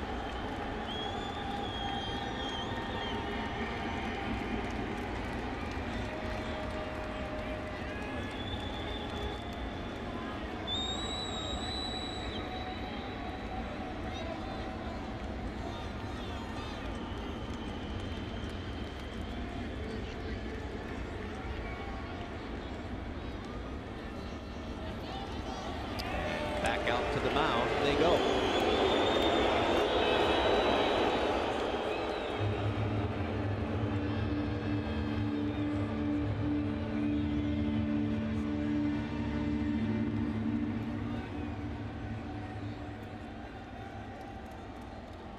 Brinson waits on deck. Base hit tonight's ball game.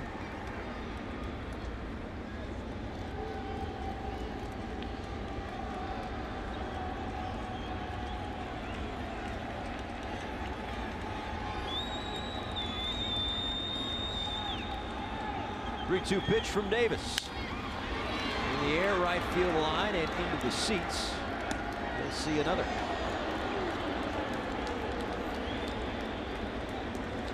Shuck lurking in the dugout for the Marlins.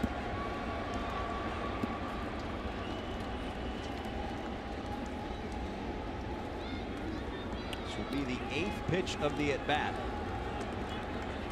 Miguel Rojas, who just continues to put together terrific at-bats for the Marlins. Particularly in some key moments this season. Well, he showed up at the right time. Called strike 3 on the inside corner. Well, we talked about it from Kyle Barraclough, the effectiveness of a breaking ball to the inside part of the plate to the right-handed hitter. Sometimes you give up on it. I think in this case, Rojas was thinking away, short and quick, trying to go the other way, and Davis does much like Barraclough and backs up a curveball.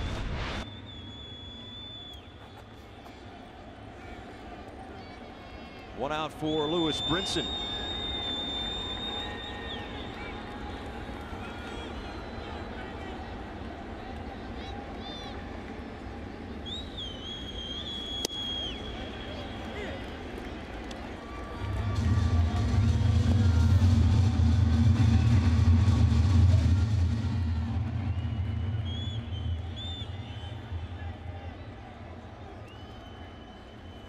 Base hit up the middle back in the 7th. Couple of flyouts to right field as Davis wants Iannetta to go through the signs again. Dietrich on at second, led off the inning with a pinch hit double.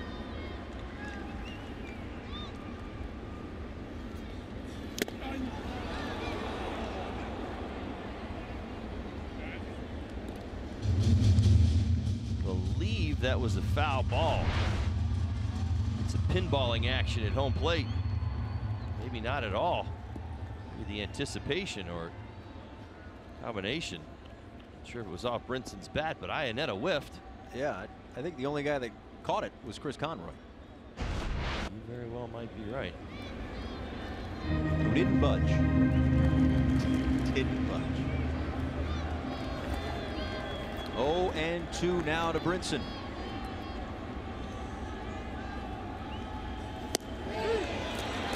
And a called strike 3. Back-to-back strikeouts for Davis. The Marlins are down to their last out.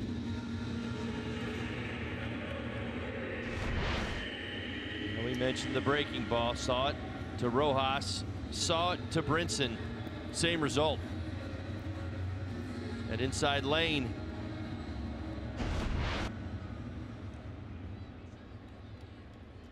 So J.B. Shuck will pinch hit. Last chance for Miami with Dietrich on at second after the leadoff two-base hit.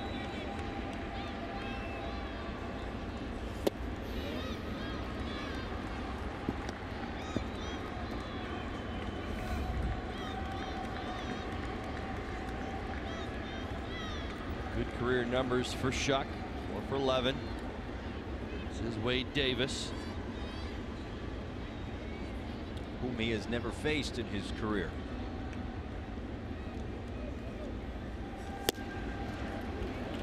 We were kind of crunching numbers before the game, and we noticed this incredible run with this Rockies bullpen of putting hitters away with 2 strikes.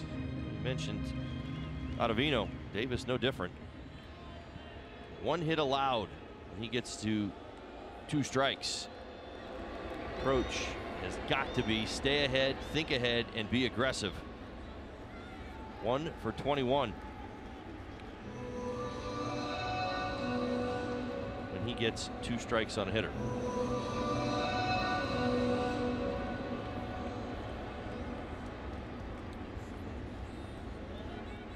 Keep the line moving, get it to Real Muto. Down a run here in the 9th inning. That's inside. 3 balls and no strikes.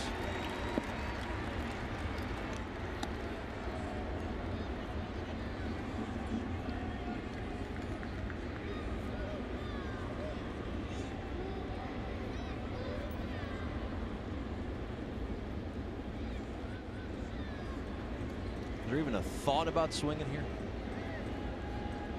Probably not. Your hottest hitters in the on-deck circle. With everything I just said, you're still goal. You've got a base open. You've got to be a little bit more careful. But anything that gets JT Real Muto to the plate is a win for the Marlins.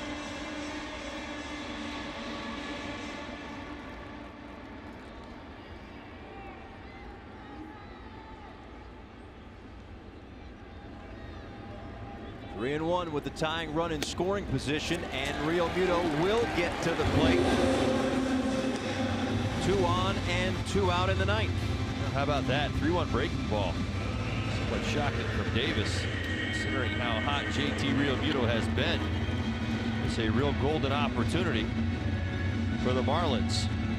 2 on now in the 9th. JT up. This isn't how you play, obviously, but if you could pick any name out of a hat, is there anybody you'd rather have up right now? For the Marlins, certainly is their hottest hitter, putting together great approaches at the plate. Got his first hit of the night back in the 8th. Takes a big swing at 95, and it's 0-1.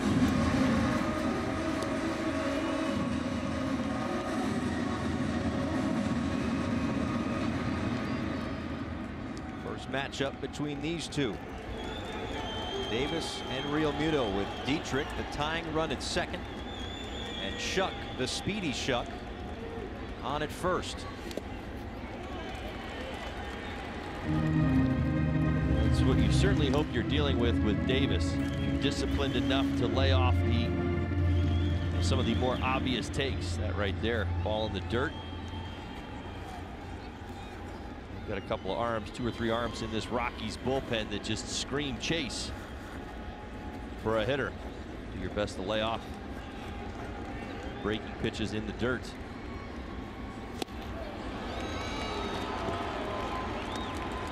Marlins are down to their last strike.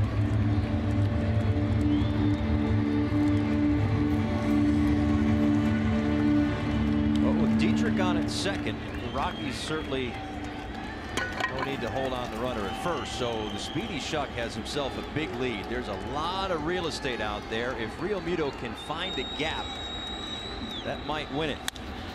Instead, he'll roll one to short. And that is going to do it.